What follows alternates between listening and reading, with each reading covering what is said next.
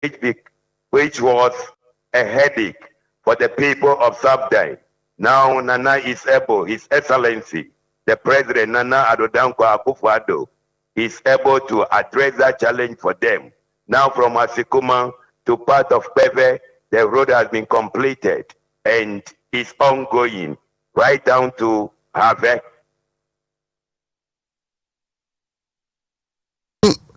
Can you tell us what has been the reason that you have been given over the years after successive governments when all these things were not addressed?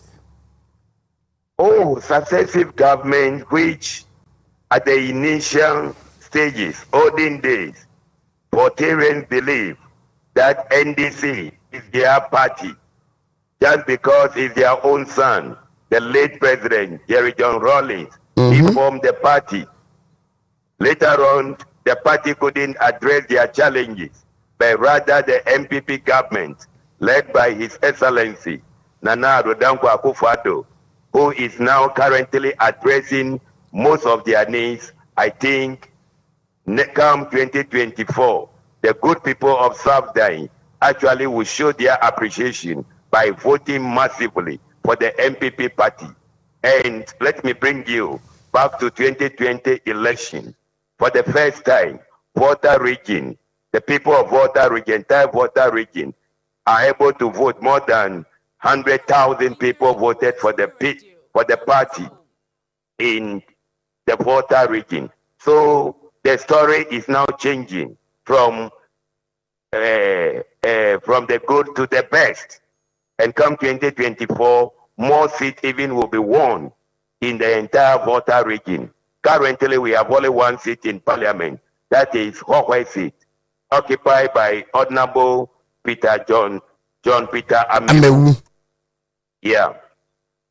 So quite apart from the number of votes that will increase, hopefully in the 2024 general elections, what are some of the significant things that we can point to so that one can really appreciate that in fact the people of Volta region, the people of Oti region do recognize what government has been doing for them between 2017 and today? Thank you very much. There is one community in my district called Palimedugan. Since the establishment of that community for thousands of years now, they have never benefited from any government project. But this year, we were able to put up a school block, very nice school block, which has been completed for them. As a result of that, the chief and people of that community are very happy. Come to our Paramount Chief Palace. There was a huge drain for time immemorial. Successive government came.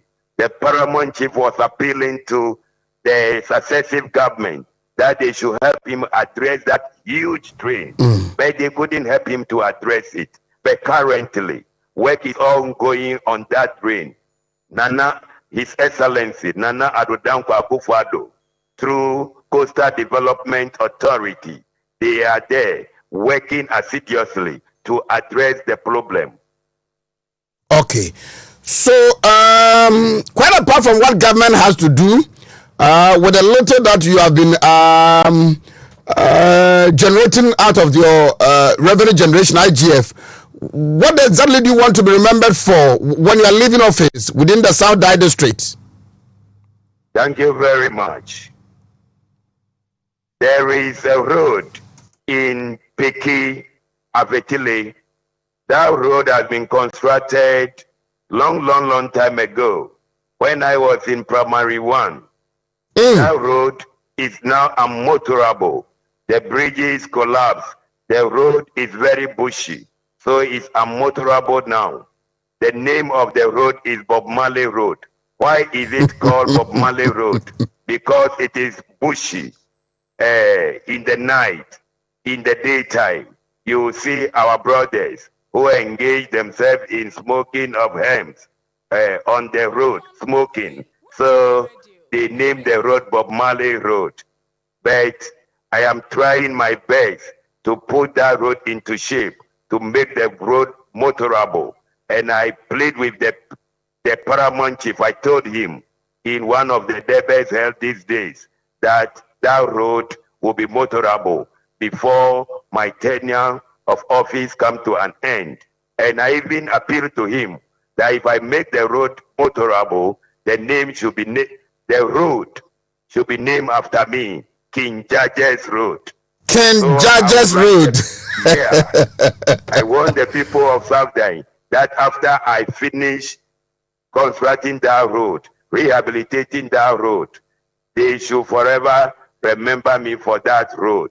And I'm doing a lot of things here. As you said earlier on, that the people of South Dine, both the chiefs and the people, they are full of praises for King Jaja. All right. So I know the president is still in town. You might have a very busy schedule this morning. But let me ask you these two things. You tell us about education, the educational standards of the people within your district. And then before you take leave of us, tell us the story about this Eastern Corridor route. It seems to have enjoyed a lot of media discussion. But this administration is doing something there. Tell us a little bit about it. Eastern Corridor Road. Sure. Thank you. Eastern Corridor Road actually was put into a bad shape when NDC assumed power in 2009. That is, they removed all the gravel right down from Masikuma to Peve stretch. And the people of South Dine, the people of Water region, even not the people of South Dine alone, ply that road. People from northern part of the country, of all walks of life, they ply that road on daily basis. But NDC government put that road into a very bad shape for 8 good years. They were in power. Former president or ex-president John Evans up to former president John Dramani Mahama's time, they were not able to address this challenge. They just put the road into a very bad shape. And, lo and behold, this road actually has become a threat to the people who ply that road. Let me limit myself to the people of Water region. Night time, when they are coming from Accra, those Pando, Peki, at times some robbers even attack them on the road. Because if you get to that stretch of the road, the vehicle cannot move fast. They move on hot, I will tell you this morning, on a tortoise pace. As a result of that, if they are moving on a tortoise pace, get time to, or get the chance to attack the people. But currently, come and see, you can use only 15 minutes from Asikuma to Peve instead of those days using like an hour, using like 1 hour to reach Peve from Asikuma to Peve. Currently, you can use only 15 minutes from Asikuma to Peve. So, for short, I'll tell you, the people of Water region will remain grateful to first, MPP government, and second, to His Excellency, Nana Addo Dankwa Akufo-Addo. What has the contractors on site been telling you? When are they seeking to bring finality to this project?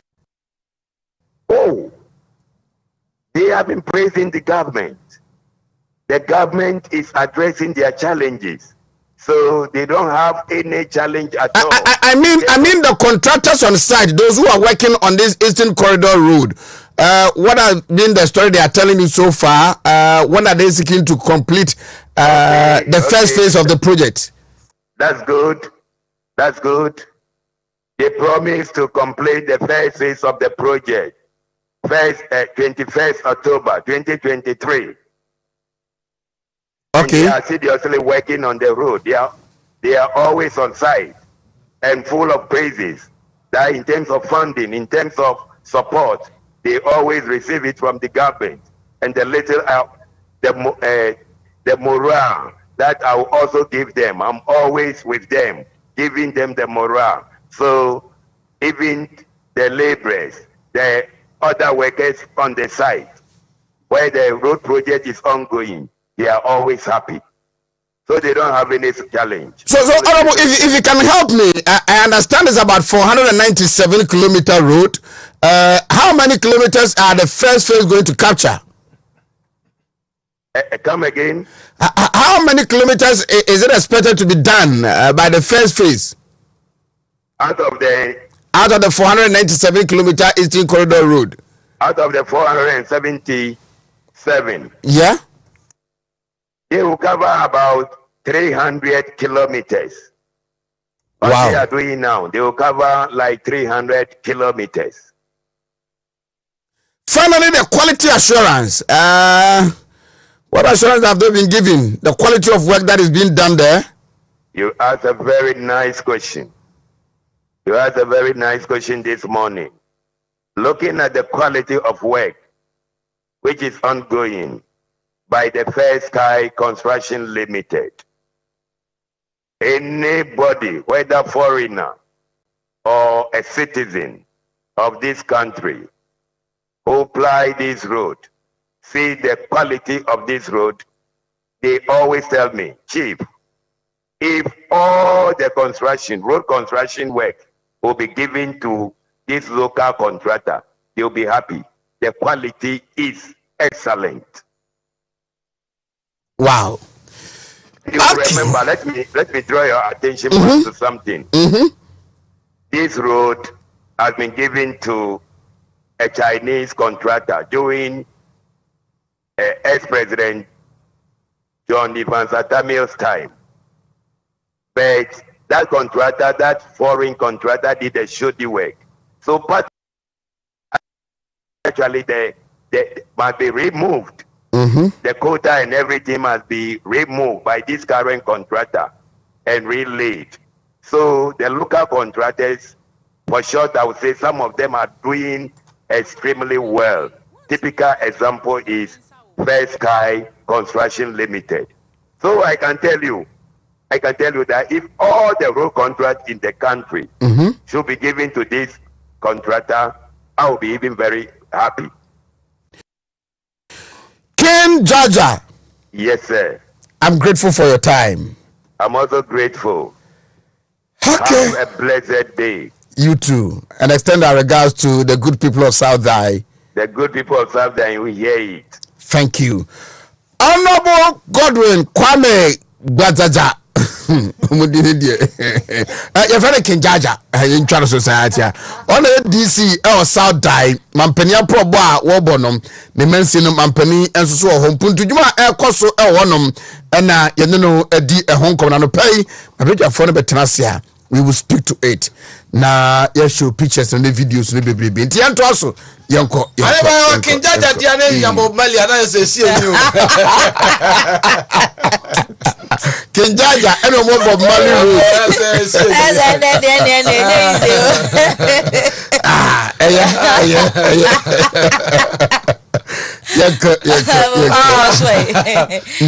Now daily graphic. Yeah. Now daily graphic. Mboshe badi ebe kona. Ya sako ya chibioni yako henti. Bagri Dam. Womu biya na jese ya hadwin no. Nti ochese don so wasem ele kuafo ya so de agina no katafe toso edunsia no wasem da ontie ne ebekọ foforo so mayanko daily statement muna anopedio no so de baye yenkenkan bi na yenko enimwe na yamampeni na adodan kwakufo ado na probo a wo bofo ko edi kan aka ho nsem dada daily graphic e de baye ono so e de aba ni nyina e fa nsem a yamampeni dada John Dramani Mahama no koyi ne ka e no mampeni so akeka bi e de apeso a a ɛho nsɛm no kratafa ɛtɔ so mmienu ɛwɔ krata we mu ɛne yɛtintim ɛde aguo na attorney general so guso a ɛkasa enei wo fretimemofo nyinaa so ye kabi ma men kabi amemo no ye nyinaa ye mmoa na yentumi mmɔ ho ban ɛno so de no ɛda ha sei na mampani na adodan kwakufo de guso a ɛkasa no a ɛna galamse himai enei wa hye eji se ɛyɛ kwadu bia wo se de bɔno bia wo na pamfo empanifo hye na basahare so wo mofa no enyina mrana no ɛno so de no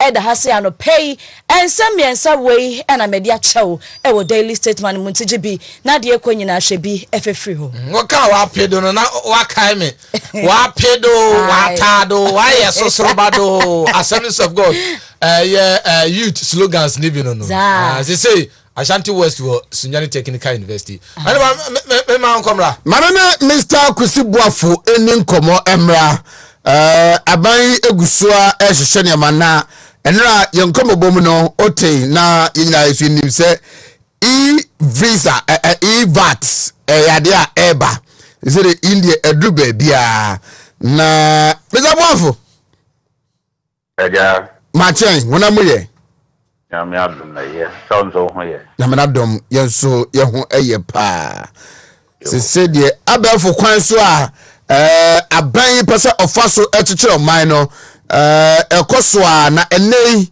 that is the introduction of electronic VAT eba but I am a touch no eye say na ne kwan befo so ye adwuma me nya so faso no bi so ye say that's it na menchia achifu nya no mo anya kwan ehwe na Wontumi television na fe Wontumi radio e womu ne se tax etiano ohu se tax jeje ed pa efiri Yesu penso nyina no na omudwane so ebeto ye na nanom lampu penso ene ade nyina no omudwane kotewirem iwo jeje tax ya enna ya na enukredie enso so wo ho no mo emmem tax pa jeje no wo mo pese doje no edos ye especially you're part of the world no there na lejeje no one year the cost of even ode koje tax no kra no ubewie no na processes no and the cost involved no aboro sika no kra o koje ne so na free wa boka wo uti boka wo tax no nyina no nyade a ede emfaso eba enti age se ope abefo kwa bi na ofaso eni bidum wo so a menia obo wo pepa se obu betueska no ede amaban obo ye no konkron kwa papa so nanso so de befa de nsem no ebi ani nyina akura eduru nyina akura eduru na ibi ayira wo kwem enti free tete sakio mreso ya no onu mbokro no tax collectors kura do na ba burubu kura do na sebe jam ye do omo kan abonefo no bikure bompa ya wase urade mes da se mente se etuji so echete o majeje to atem da oboto edi awose oyaban awose ukreti enabling environment ya the wutia tax no ne ho behin han no na de wo jeje don so ne ho behin han no na emu beda ho fan ya mu behu se de eniema AC ko ena wo se utiminya data so edefa wo mu ajejeje taxes eno na utimi track ni nyina no ena aban ede abefo ekwan so a oma yalebu omu se omu treat VAT no obe connect omu through a portal system omu say the city no yeah no hormone na obe enter VAT no information no o enter pa ebeba GR ho ama obi ehunu se ampa ebia ohene ba company bia ewo baabi obi beto ade wo ho no ya connect at no eti o bo enema ni nyina ni sales ni ade nipa de gi receipt no ano electronically ho information no yebi hu no won kan ana center bia connect portal na ma no e de fa wo adwuma no but also atiase yeah na chese wo no no automatically e be work VAT no the amount so atiase no na chese edem ahoma no connect to say do be send WhatsApp no pepepe automatically ana message bi no it an inbuilt messaging system any ade nti oye ya naba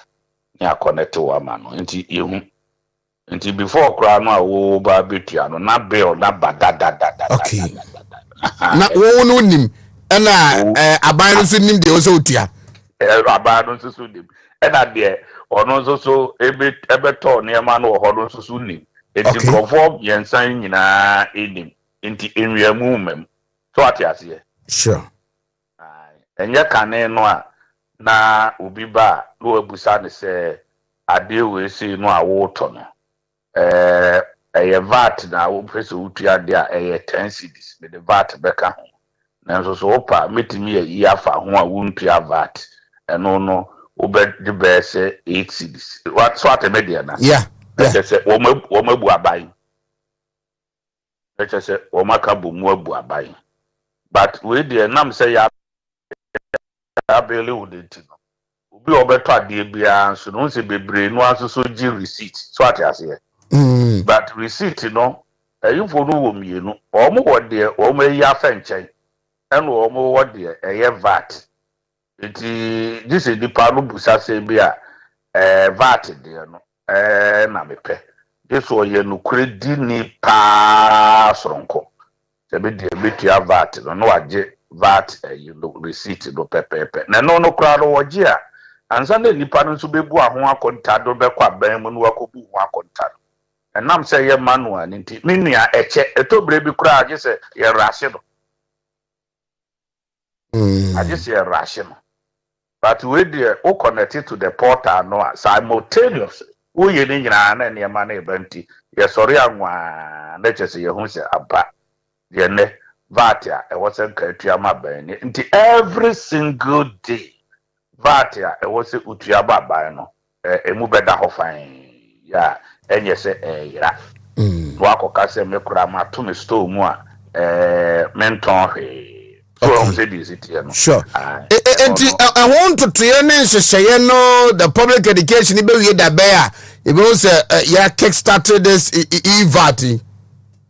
Well, pilot no shasi epumo bosumi ye itwa mu ye na July France epu ye around April 22nd hodom baby eti ewo mu na 1st July ye so no finance minister July you mo so o sign de ho mpobono edi tuga eti businesses no de bibira akese no de efano a enim de ekoso anti nationwide you know GRB rule out no no na say ye keka eko na edru so a ebepeja VAT ejijie no amobi ehu na free say ye port say ye hen ene ayigina no se companies akese na de omunim ne nyina anti hotels no ne sa ne ma ne nyina menu a omunim sa ne ma wo nyina anti ebeye connected to a system no alright the hotel no kra no ana se big you know when you connected to the system ne nyina no obi a behu na no so na ye no kredi e na wo se no so eba oh eh there near one here obi be yi kwan asa and apache but you make sure say tax it ya there no an dey chichire o man na Ghana fu nyina so so ante sa Ghana no abehye mu dodo abehye mu dodo say ya ba tax kura wan tia okura na apart from asori debo no me ade a and to so do kura fa ewie mu ene mo nyeme nyina so you know ya na the ubodon so media bo so meka on na mwaka magana fuini na so ati si de Ghana here any revenue ya de be chichire oma na ba we so ihia revenue at this point in time yemi aye hu said de niememu esi aye den yafa na sebi ewiemu so san ba mu ade ne bi wo ho ese nipa no edi nokore etua pa so osi de bi na de a betua utua ma nokora nso so asebe ye obebu ho nkota papa de akire aban no no so umu ho nkonta nti omo a register VAT no dada no originally the omo the omo ina omo okay no de omo be connected to the data and on the behwe that's it. Mr. Kusibuafo, ISU public sector reform, that is VAT. VAT, I don't know. Fogo. Hey, ni obibi pa. They say the baby Abra no make reference to Bible no. Say asofo a oyivedi tax no. Na Yesu nyangu ma no nti ho konkonya ma no so. Asofo oyivedi legitimate tax no. Azan say on say na Yesu nyangu ye no. Abra mbeje to no na asuafo ni bi doje eto no. Na Yesu si da bi. Peter Kobo abata na yibi efiri na numbra na mfentia na Yesu tiaye enti every tete yanko na yanko delegate de bokata mu delegate de bokata di bia ba ena no penso na sma wode ba ye no wode nsema ba mampani sa da ni mu bio don se ne ntobo ya ni mu nsem ya se voter region na omunhyiamu no koso no Ghana Bar Association hyiamu no koso na mampani di asem bia tudwa ana o chese hama Aisha Hwan se yamfa mra eni no enti delegate de wo de hama kra ne toto ho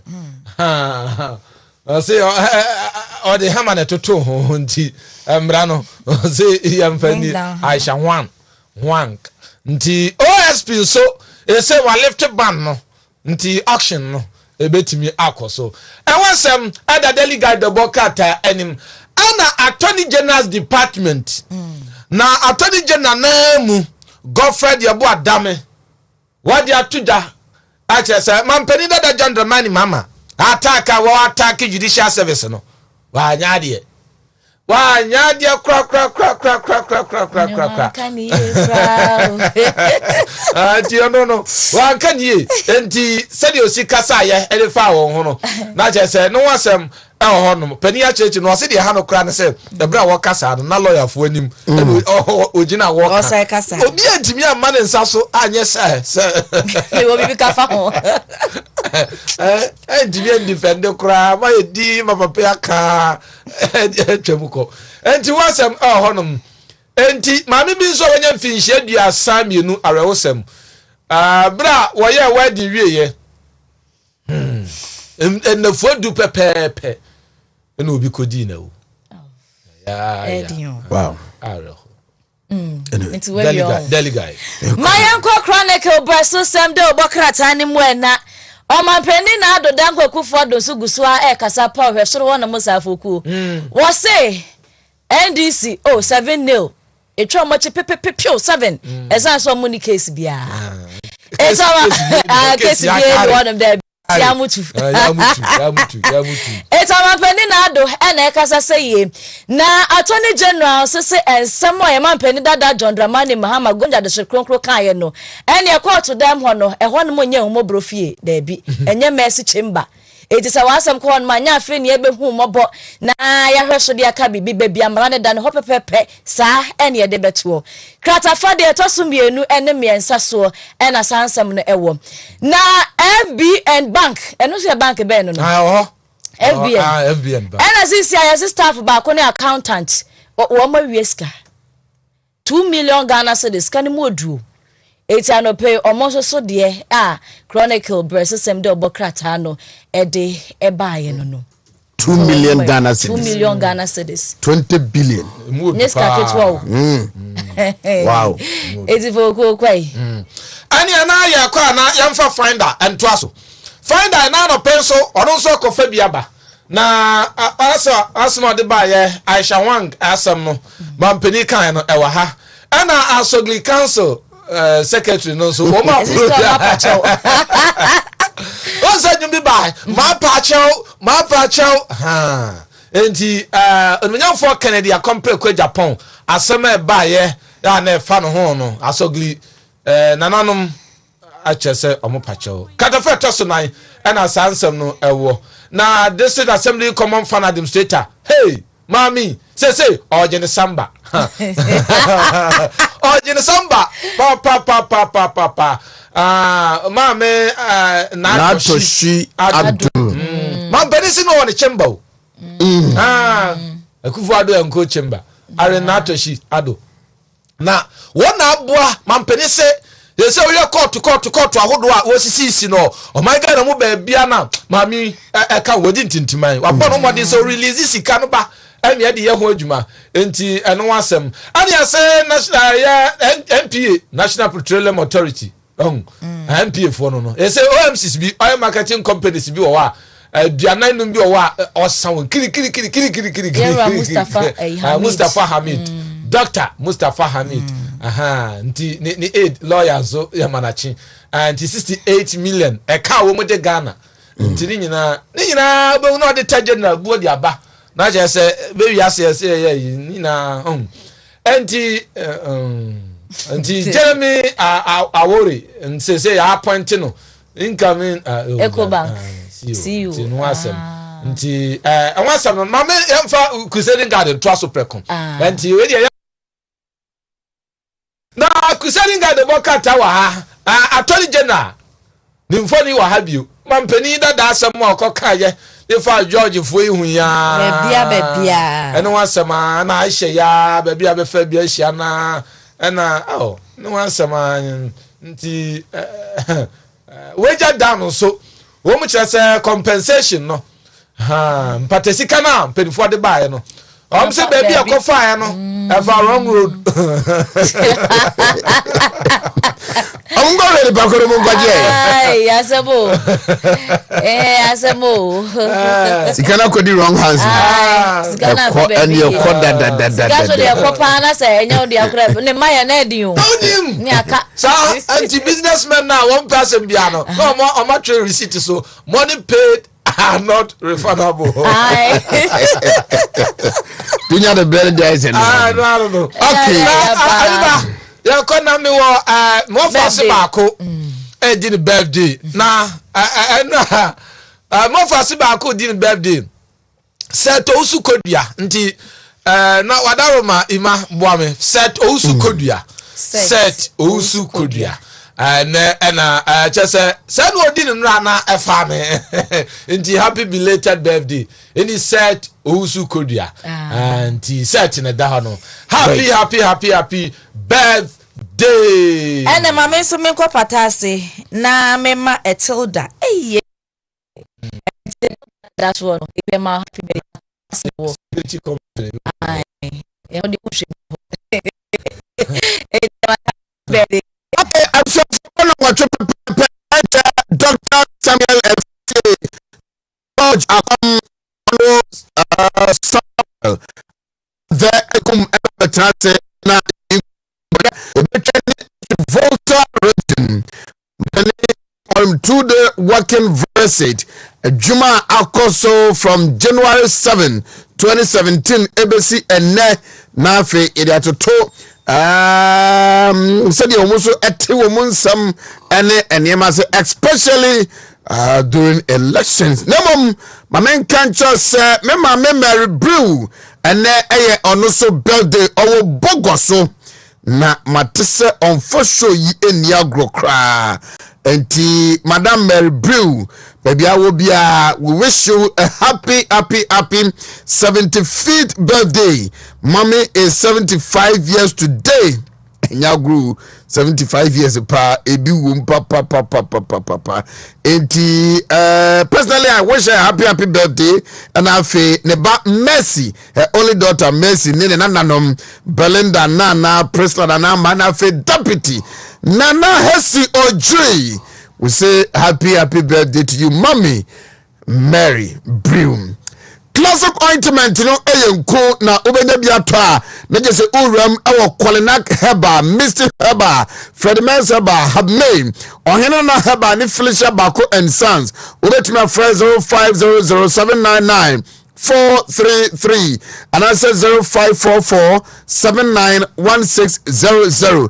Nemom de tiene say your pimples and hawo footrot unantama propronom me pato ringworm dandruff utrase one candida aya boils and piles kakano me pato pompona hawo no ninyina no oberem our classic ointment asio ye we aye pure ba for the diaba na wakwakwagi enkunim na honso no green and yellow herbal shop bia licensed chemical shops, pharmaceutical shops, cosmetic shop mpono uremu classic ointment no bebacho ubenya bi ato na aboawo ama wakwatia wonamane sansa ene nyarwa nyina and talk about the odiaba no Spanish 3 powers combined and Tuesday ya beso jumedi nso baba na ya bonkom nemom de tiene say when you akwankan wonfie no awanimu pa but obeso look very young, beautiful or handsome with the Spanish jinko capsules sa enso so na yo bia ka sam chewa to trimu abe donhre ba ko achi na refi ho a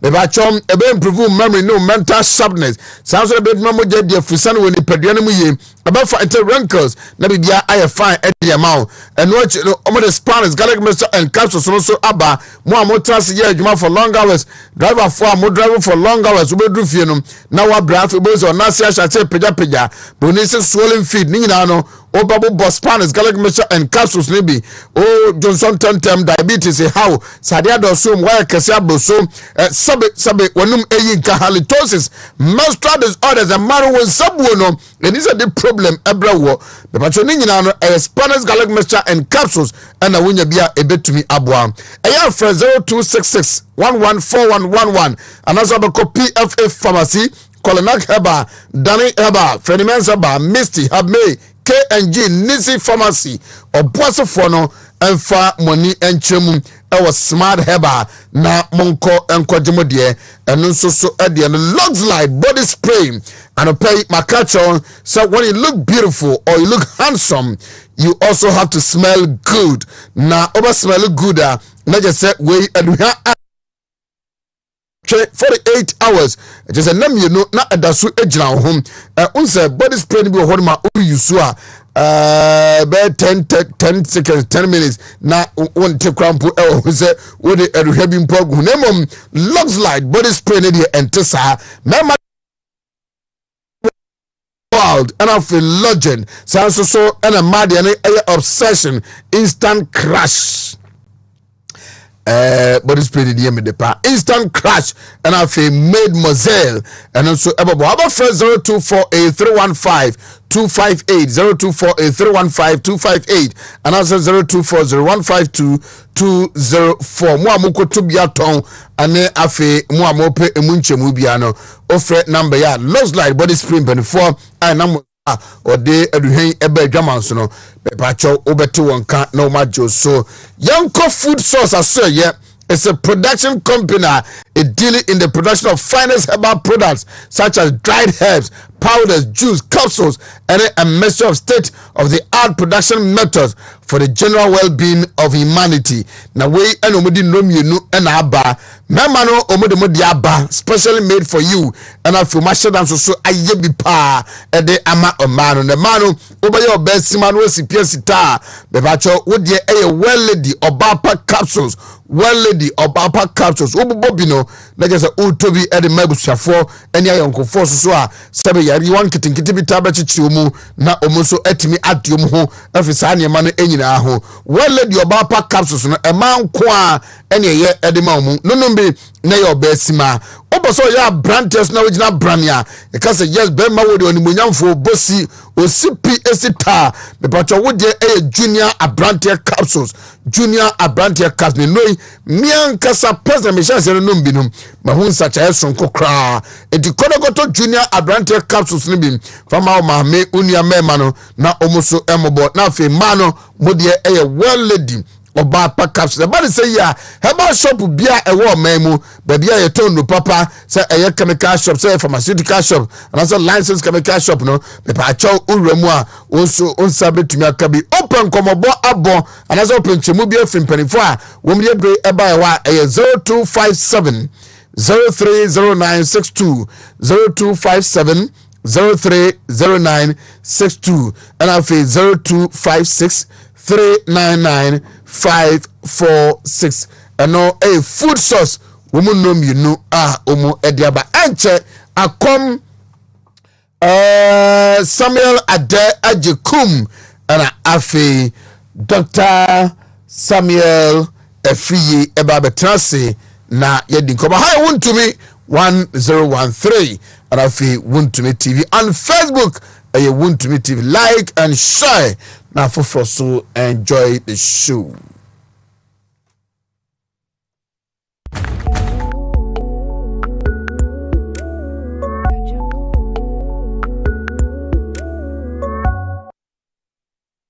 Hello, the Papa wedding capsules.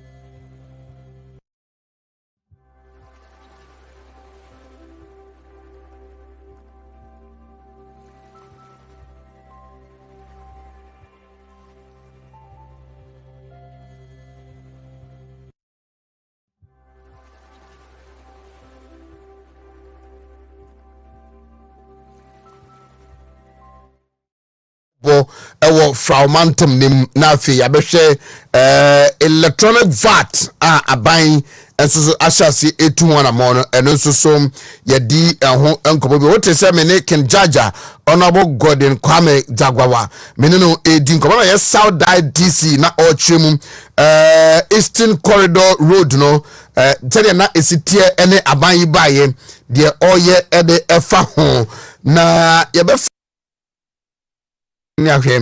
agenda 111 no momame na yɛnhwɛ South Die nso so ɛdeɛ no baabi a aduru ne sɛdeɛ adwuma no nso esi ɛkɔ ɛwɔ ho roads a ɛkɔ so ɛwɔ hɔnom deɛ atoto di Bob Marley nyinaa nso so ɛwɔ hɔ no ba ne nyinaa mu no aban yi ɛbɔ no homɔden ɛwɔ hɔnom a ɔhwɛ sɛ obetumi de mpuntuo akɔ ɛde akɔma ɔmanfo a ɛwɔ framantam ɛne oti regional tino mo a mohwɛ TV na very unfortunate mo a mo radio so deɛ you don't have that opportunity or the privilege sɛ ubehu deɛ ɛkɔ so ba wei ɛyɛ agenda 111 district hospitals a aban ɛna dwe sɛ osi no emu ɛdeɛ na ma me ne Wilberforce asare among command from Volta region ono eka timwa womene mampani enam ebo aprobo no ebi enti enebe bi omukọ ye enebe bi omukọ ene site a omo visit ni nyina no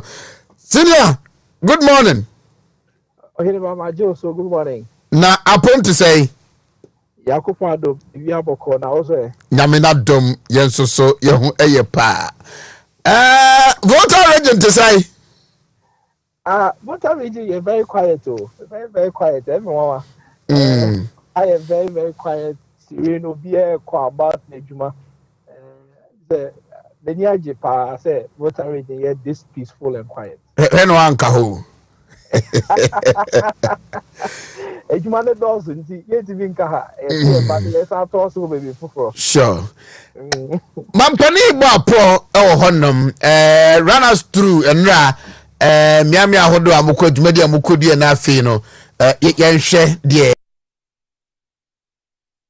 ya problem yo binya bema endra na nan da kwa kufuado okoka a lawyer for ekuku da mo Ghana nyina every year bia no omoye omo conference annual bar conference na said the onim no omampahin na nan da kwa kufuado ono ankasa oye lawyer enti sa program no any say why na je say afibia no kwan bia so no obekọ akọka omo ho na oni omo atwetwe nkomo na endra say the munim no nsem bebre any free sa conference ni mo baaye attorney general Godfred Yebo Adame de nsem bebre tudwa efa na nsem bia former president Mahama ekoka fa judiciary any chief justice ho o say nani enshada enje ho saa so no mampahin na na de kwakufu ado so ede na no tu mu e kan say judiciary no enya ade a e wo say ye budget sa nipa ne so insan say judiciary no eno na ye last point of resort e ba obi sisiu obi tawani obi ejejew din nyina ne farba ene say obekọ judicial service and I say court na akọpẹ ofa ahodi e wo honom enti so obi ka court and judiciary ho asema ense say ye budget no so ense say ye nyina ye bom na ye ma judiciary no ejina ne na so na ye kese efi hono omampahin de nitre eye South Die constituency no specifically no ko peve na peve no okohwe niema mienu e wo ho de di kan no Eastern Corridor kwan a omoye onim say Ghana ha Eastern Corridor ya ka ho asema obi obeba bia so ma ye wie ne be ye wie endra ordinary kohwe ejuma omoye wo honom eye section ba okoye no say ni aso ejuma na omoye no na opese contractor for no kwan bia so time omoto be wie contract early 2023 no omonhwe na omonwie efi honom no eno de ne kire fe ho na South Die constituency no say the onim no agenda 111 eye hospital infrastructure projects are ecoso na nyina 111 districts are omuni hospitals regional hospitals no ordinary kohwe baako e wo South Die na South Die honom no Omo ye adwuma wɔ hɔnom no omo say omo wie emu 22%. Na kyerɛ sɛ aka 78% na omo wie. Na omo say adwuma no de ending wo mu pa na omo ayɛ no. Ɛyɛ structure work no. Na the aka no the next 6 months ne de sɛ ɔmanpanyin de n'ani saa aba hɔnom a ɔba bɛfu sɛ ɔma yɛ adwuma no wie koraa enti south dan hɔ no deɛ kɔpie mu wɔ hɔ adwumadie mmienu ɛna ɔkɔhwɛ wɔ hɔ ɛna ne korakora no ɛnera ɔkɔpie pando sɛ wonim water region a sɛ wofiri south dan constituency a efi ɔkɔ pando yɛ bɛyɛ just 20 minutes efi hɔnom no ɔkɔ hɔnom ɛkɔhwɛ ɛyɛ another project that omoye ho pando honom that project ne ye steel omoye steel bridge project bi honom enti eno so odinani kohwe ye o se hono so no edwuma na ekoso enti obo mo kokko se omo so omonye na omo so omonwie enti enura dwumadi a na nkokufu ado ye no na metwa ho mfoni a kire no what about first but me musa say one kasa especially on the eastern corridor road kwan a mo amodi moni hu ye no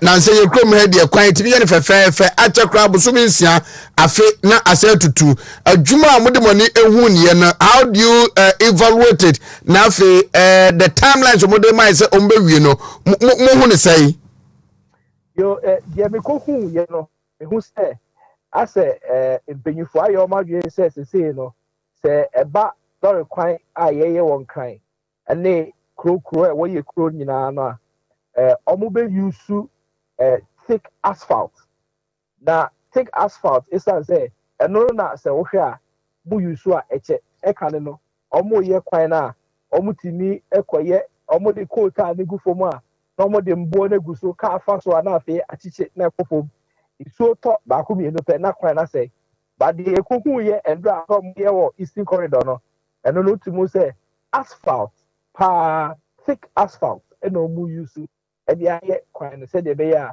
e beche enti se obi sa me aba kwan no dia etina ka pa say asphalt pa eno mo de yes eastern corridor e kwan no na contractors dey adwuma ho no no almost say odwumadie no mo de esi o mani so no omo yes o mbe wie first quarter of 2023 na senior ejuma na ekọ no omo dim say pa first quarter of 2023 no ombe wie ejuma no enti de eba mu ewo ho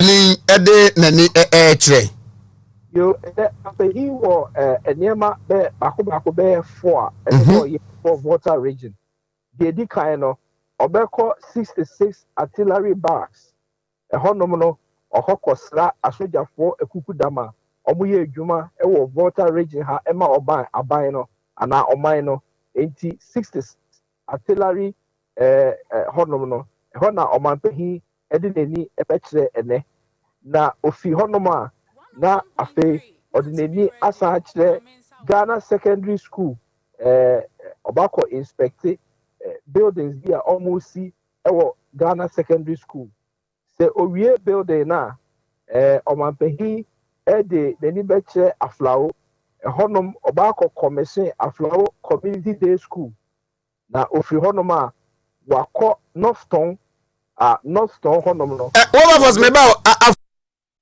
community day school no one of the community day schools abandoned chance any bia na K2 South constituency okay na the intia the yenya ne say kasa community day schools the da no aban da no start so see when we no aban we aba be we inti aban no eco commission yes community day school no ewo aflawo K2 South constituency na omanpanyin wi a afa obekọ Northton no ye frɛ baby bato ho no na obakọ pie pe odikan no one paramount chief o bato no ebenya nkita ho na se owie a na afa wakọ commission secondary court dai kɛseɛ bi a ɔmasi wɔ bato ho no owie a wakọ commission sa court omanpanyin the dwumadi a odi ene na bedi atudwa no one of us that's it. After national besaba na yeno be bonkomo. Me abema me that's it. Wilberforce Asari so ene mampeni ene nam nra ena ene so aproba be koso no ena quickly ono so atwa ho mfonyini ede ache no ano eye Wontumi 1013 ena afi Wontumi TV enti de tene na basa babuamie na yenhwe road development akoso in the Volta region under this administration na yenko enkohwe eno so ho ankomo a yebeba abedie na ohwa na je se ade na de aban no dodo na wayewu na akankomodi a ewo hom Eastern Corridor Road condition Asikuma Junction to Sekunde Bintri 2016 eba de besi 2022 na Asikuma to Have length no 45 kilometers as at 2016 abanse saye eba ye na danko akufo do Ghana for to about the man na omayemu ekwan be 15 kilometers out of the 45 kilometers no ewo ho no ene in the year 2020 amanebono HS uduru ho no mu 25 kilometers ene yaye out of the 45 na yes abanba no so abaye 10 kilometers in 6 years abaye 10 kilometers enso ede aka home oko have hoya 53 kilometers but obosha basebetuma show table no ede mamia 53 kilometers and this for every abaimono na omai 5 kilometers out of the 53 kilometers no and 2022 yedin komoyi omai 41 kilometers no just say abai we ebai no wabaye 36 kilometers and they can 5 kilometers no out of the 53 kilometers no yaye emu 41 kilometers no why just can enso so edie no na 56 kilometer length of road na land in good condition as at 2016 na zero. There's a quite na just ba kokra 30 kilometer road no ba kokra enye hohoi ja second and in 2022 almost length in good condition 22 kilometers out of the 30 kilometers and aban no aye in 6 years eno edie no just can dodo pepeso ekwan we betatre di pa yedi budgeta eteja kwa medan so kwan no just can dodo pepeso 56 kilometers as at 2016 NDC fufu aban mu no na yenye bi into we am say land in good condition it was zero na enei land in good condition 56 na yes just can dodo pepeso ekwan no ade a aban no enso etumi aye nkwanta oti damanko yes ekwan no ya chemie no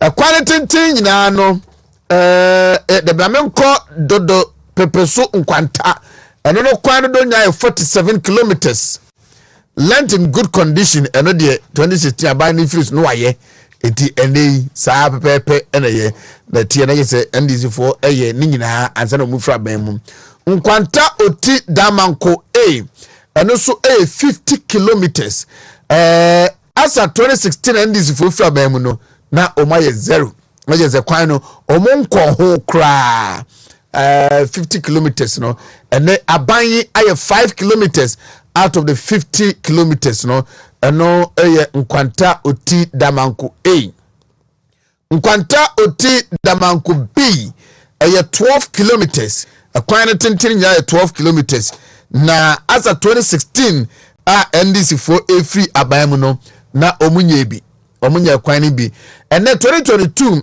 yedi nkomo yi aban no aye 6 kilometers so wachemienu aye fa eno so de aka no enso eye efa ewo ho oti to yendi 96 kilometer road as at 2016 NDC for fra mem na omunye bi na yenko ho kra eno edie ene no enei uko oti ene yendi ekwan no so a out of 96 kilometers no aban no aye 96 kilometers no waye ni nyina ekwan no so aye kama yendi to Gbintiri yendi to Gbintiri it chronicle me the pa Gbintiri na yendi to Gbintiri no so no 108 kilometers and so NDC for modern omufra bam no why 68 kilometers and no and that's wo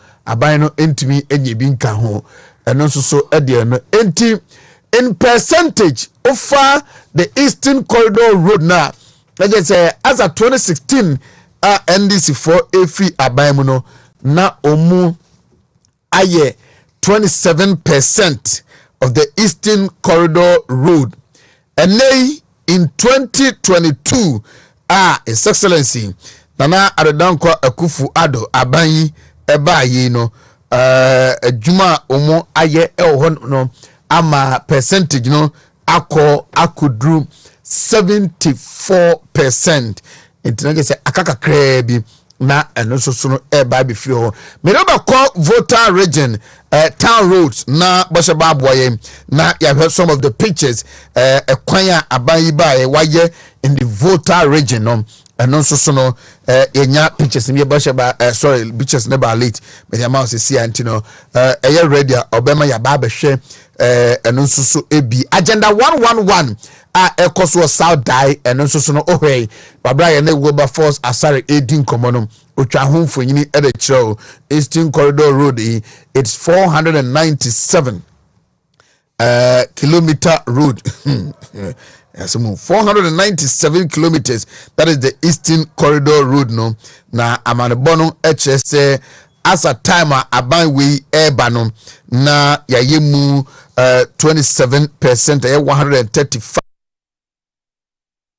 27% and nay as we speak mampeni egusua 231 kilometers of the Eastern Corridor Road na just say a movie at their core 76% out of the 100% na ewo hodom na almost say all governments since 1992 with their efforts put together no in the abanwe aba ye nti say the eno so koso nti bosheba say picture no ready na waboame on that na yahwe na afi yakwa akohwe hohoi town roads no eno so no obenya video no na eno so no what show the amame na yedi eho enkomo Dr. Samuel Efiye good intino I don't know so dodo pepper so so o has signboard na sign post me kan sa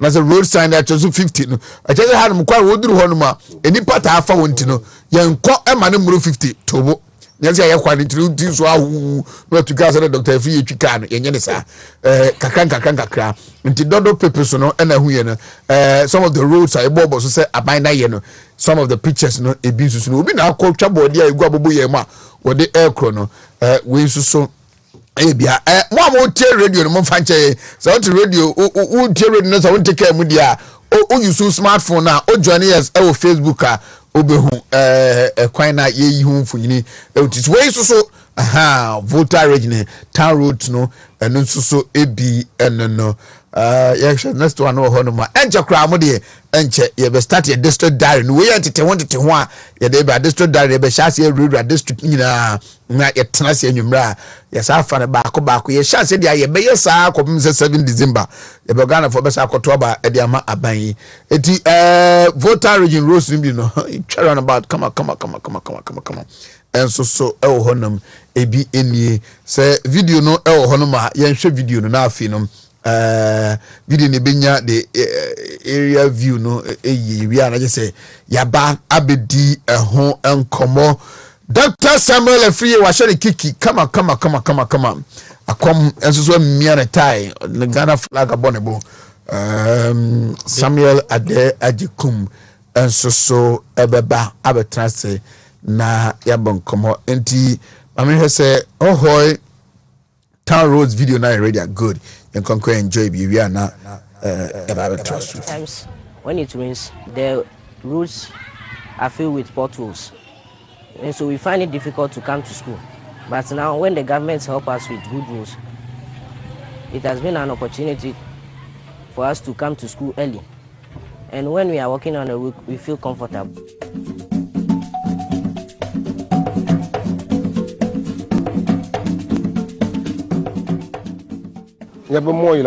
Almost 30 something years.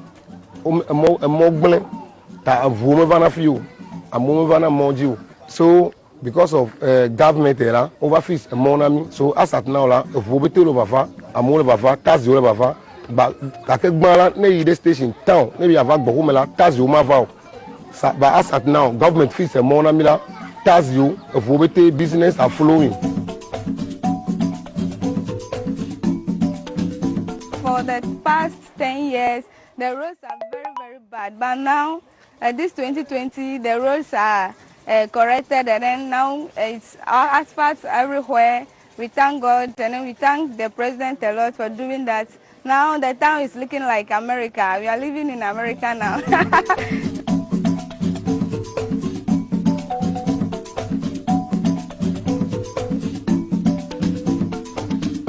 Asphalt routes now complement the exciting landscape, reinforcing the town's long-held reputation as a commercial hub. The roads were not in good conditions. Sometimes when it rains, the roads are filled with potholes, and so we find it difficult to come to school. But now when the government help us with good roads, it has been an opportunity for us to come to school early, and when we are walking on the road we feel comfortable.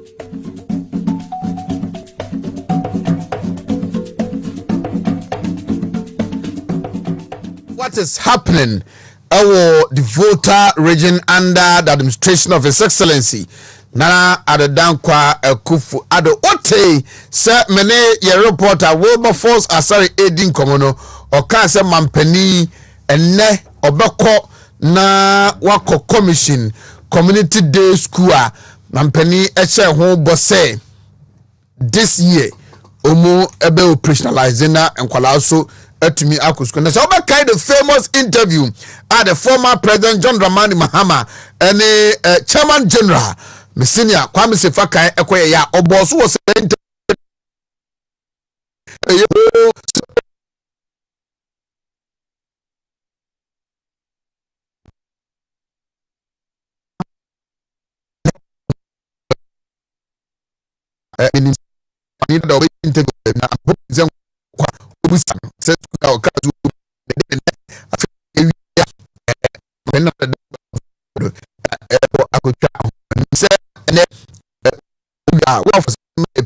and views of that project na echna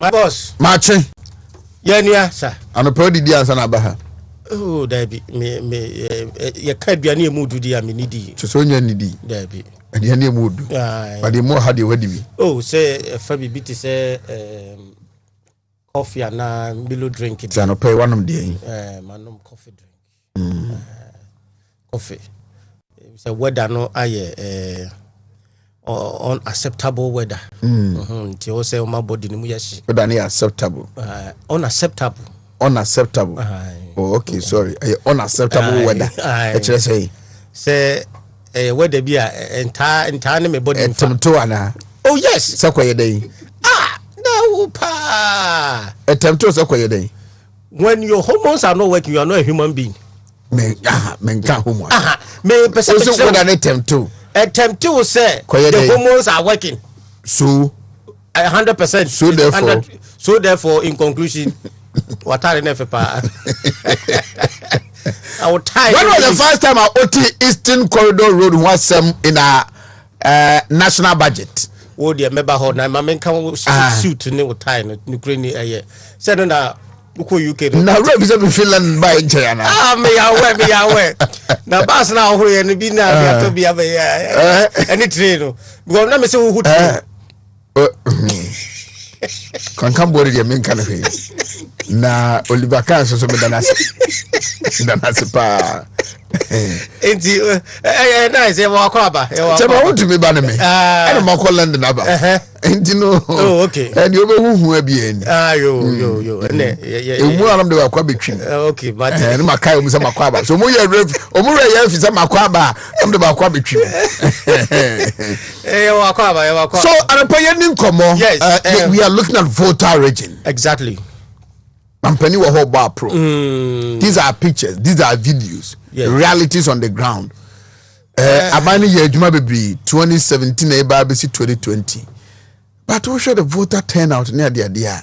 E ba be hwe eno no what goes into obi decision so obi to aba ma obi anase. But na me busa say Eastern Corridor Road e say fufu so sola. Ene kwame danso. O te ho asem brebe. Me dey e be say my dream ba eyisu a me chat for ne ahwefo any disappointed DC a okope MP me chao nambo akom yeah na eba sa we no sa road no metie no I don't remember yes no do because I quite remember na budget mu hwan chi say and I was wondering say when the first time I'm telling na me ti biblim another kwan na wa na say then what is the problem pa yentimi nya kwan ya de bia I think more than 10 years or 15 years or it's the years are many because Mr. President Mills President Kufuor so na me tell one yes the Eastern Corridor Road the Eastern Corridor Road I thought near the budget bia near ka wom na the kwan no dey kwan ya I thought say yes a Cote d'Ivoire kwan bi na bibi na ya still yenwie anaso bi ebeya but na say na me find out I realize it's a kwan is a key road but yeah say if it is completed that Accra now there's now the northern part of Ghana yes you don't have to come and pass through Ashanti region so obitima fa hol manager straight away and to hear my equine but na yenye hu re I don't know whether it's a political promises na ya na make but I'm a little bit disappointed say o share the road na the current government aye about almost 366 kilometers as against 135 kilometers in the NDC era. And I was wondering, say, information now what that Anasa Finaba. You see, these are the things that I have a problem with the communication structure of the MPP. You don't wait till the president visit before you give this data to communicators or people to know. We don't understand why you wait and send a president about and send why this detailed and unstructured information say amount for unka. No communication and yet just one off and I say ibisa. I am very because and I said you wait for your opponent to accuse you and somehow respond. Oh, you know, it's so disappointing. See, say if the government, yes, I did way power 366 kilometers road, any key roads, and when I make sure what you say, I was so happy. Say, the quite winning now, and the people among for now aware of this information. Then it's so disappointing for the communication structure or the art of communication. What I say you will be issue and I say you will be problem and I will be regional you are the communication director adie ekoswa woni ebebo wabos ankoso so a woni ebebo wachi and it's so disappointing. I am even though I buy his excellency alcohol ye we nyina I'm happy but I was wondering why this information has been kept now till now. Aden is that how we manage and I say you better abide in that capacity? It's unfortunate. Or anybody is unfortunate. Say we have to sit down. Look at the roads. Look at the one say the person one road here. And I say oti den bintri.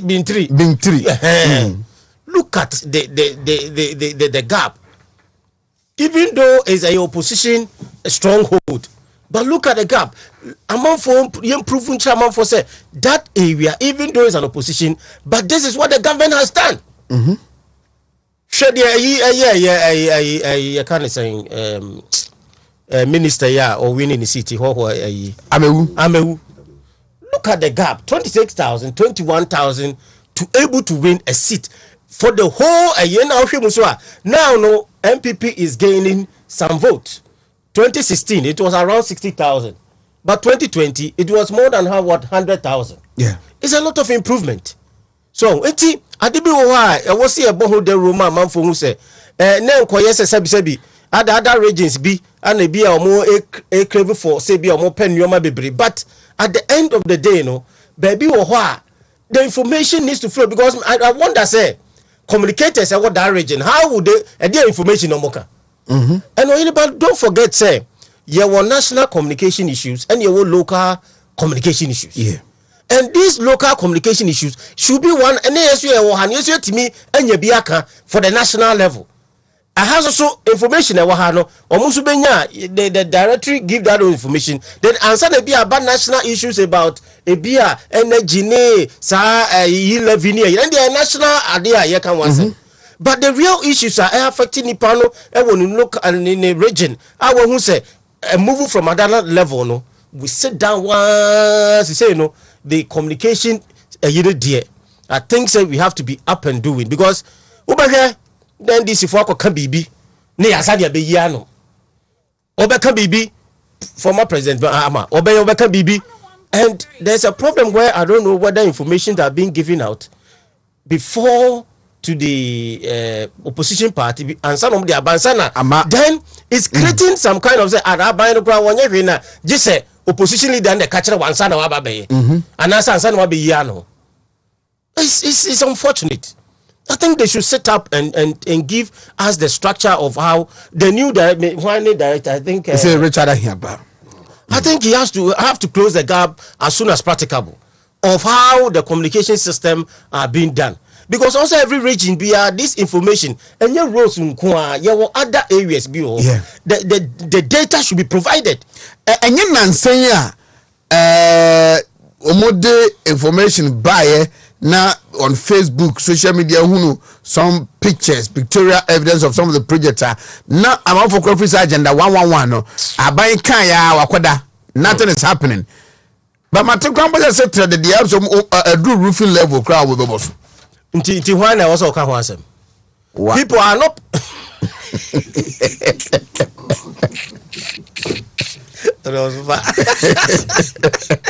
Me as a me. I'm beginning and that's committed. I will commit to money anybody is research whatever is giving honorable Prince Kakari and a payment chair and a memona basso. I'm a penasem from afar at Makwanguma DC. Yes, sir, and ne a brother no pay. What to say why you BB on a district why? Say all commission road, so we are sort cutting, say all your day. The next morning you hear him on radio. Exactly. No, on wow. Yes. At radio so come was him. And I think Minipa CID has been doing that. Yes. On one social media handle, your Facebook. Yes. Every day, everything that happens within the district. You know. We also on one the post or honum. Kwampoku CID is doing the same thing. Out. Samurai Adeyokum is doing the same thing. Omo communicating what is happening within the district on radio and on social media. Others are sleeping. We are never say buying. The things are from the grassroots. While we are DC, while we are MC, let the people, because I saw it CID only project be an over commission whatever to Facebook say then they are communicating. This is what we leader and answer even though a communicating a communication for directory or whatever their job, but they need to be resourced and do the work, and they have been resourced. Let the top bring the money. President from so that people can have access to it, and they should be up and doing. In PowerPoint presentation, they should have a national platform. They have people, young guys who are very good in PowerPoint presentation. You give it to them, this region beer, you give it to a directory. No more so forward, no more yard, no. But I don't know, this system how they are being done. They should be up and doing and make, because the government is doing a lot. COVID where is the money coming from? And if the people are president so and I say resource let's say they will have to why want to meet TV never program be at no so who be our me koka baby say why TV station and our radio station bena aban hu nyuma bebre no me koka Wontumi ya bebo me say ade na makoka na ade Wontumi ameto ho ahwan bi. These are the things that is irrelevant. The issue, the real fact need to be told. Say ade no enye a Wontumi TV ne betimi ayesa district one ya. They should be up and doing. They should be up and doing about these things, because the government is doing a lot. It's doing a lot. Okay. Even though you won't say and you maybe but they are doing a lot. I was say almost set it up. Look at what is happening at but I say I'm picking also initial comments on pictures, videos, the president's working visit in the Volta region. Nafi area abetwaso edimon komo pa echna yetenasia yebedin komo we would just lawyer for bro from the pa just oppose we would just oppose IMF under John Dramani Mahamad's NDC and then IMF under another Danko Kufuado. Na say matese Dr. Gideon Boakon ekokan baby say the NDC John Mahama ntumi anye under IMF no. His Excellency the President Nana Danko Kufuado is doing. Last week Friday, who said almost issue financial clearance. Ediama as a dental health officer, almost Omobe Fairjuma. Obi call IMF, you freeze employment. Obi or IMF, or also Fairjuma. That is what we are doing. Then Thursday, when we sit down, we discuss in detail agenda 1D, 1F. Yanko. Akom menu amedase mame nchia na mema wakwaba oba yinhia nti se siutu ya ode ba bebre sa no also wo dash me baako siutu dem dibia ba wo dibia ba ya so pa so na se beni won tare wo dibia ba pa so ama me ame komini o kire kwakwa kwani won so na ya na dum me kakra mame ma wakwaba me na me nchia menu Dr. Free me se menu ajekum so na bo beba be kan ya bo ya adwuma no kama obaye na me nhede hu wanim me hu mframem na de okoye de yenka ho asem se wa wakodi hu adanse o baabi a wope ti me nyina me ka wa ha de oye wo hu bia obi anim de da wiase da mansa ko mu bia anim de okoye hu bia obi anim kobo mpa mam de kaniva ye kodi ye nyina ye da mframem ti de yenka ho asem ma me nchacha man na me nka se mete ne nka che nyame ba Bernard Kwame Nchubusi akọ adwumawura ma me ncha no ye chia no pa baabi o bia na me mohwe nko me mpesu asena me nkwachi amade che wo se chia from place district capital Drobonsu eno na china ya anti asem de officer ba ko ye procurement officer watu ana na mo nsedo ti mema busuane yako na ya mase free ni fie mu kase hono wokotoye no so me kase won shede won ba akwan to abawo nya first time aye ka ho asem ni yisi ne suma ne nani control fee wose ne suma ne de be eni nani nti bibia wo pese wo hu edi hu adanse bia no wani ebedi mu adanse ama na do Danko Kufuado His Excellency wo ko ho de no na yo nani gan no koye se mi bia yesi wo ko ba bi ni wada no o hin bendis wada kra na kai wo so ase obetu ani o se akwan bia potholes wa yesuman wada kra se kwan no enya obetu ani na emide se na no wakosi akira wanko bebia se fra mountain mu ho no wo boss anto awe wo he na no August ya wakosra pa west 4 na dwumadi ahodoɔ a ɛkɔɔ so wɔ kɔda na di ma wɔn wɔ hɔ nso so sɛbe wɔn ho dwumadi a yɛdi a bebree nim sɛ asɛ MPP ba sika agye ne nyinaa no bi a yɛntimi mfa nyɛ hwee no Saturday menya kwanya ba afidie so ana meka projects ahodoɔ a na ɛhyɛ wɔde sɛ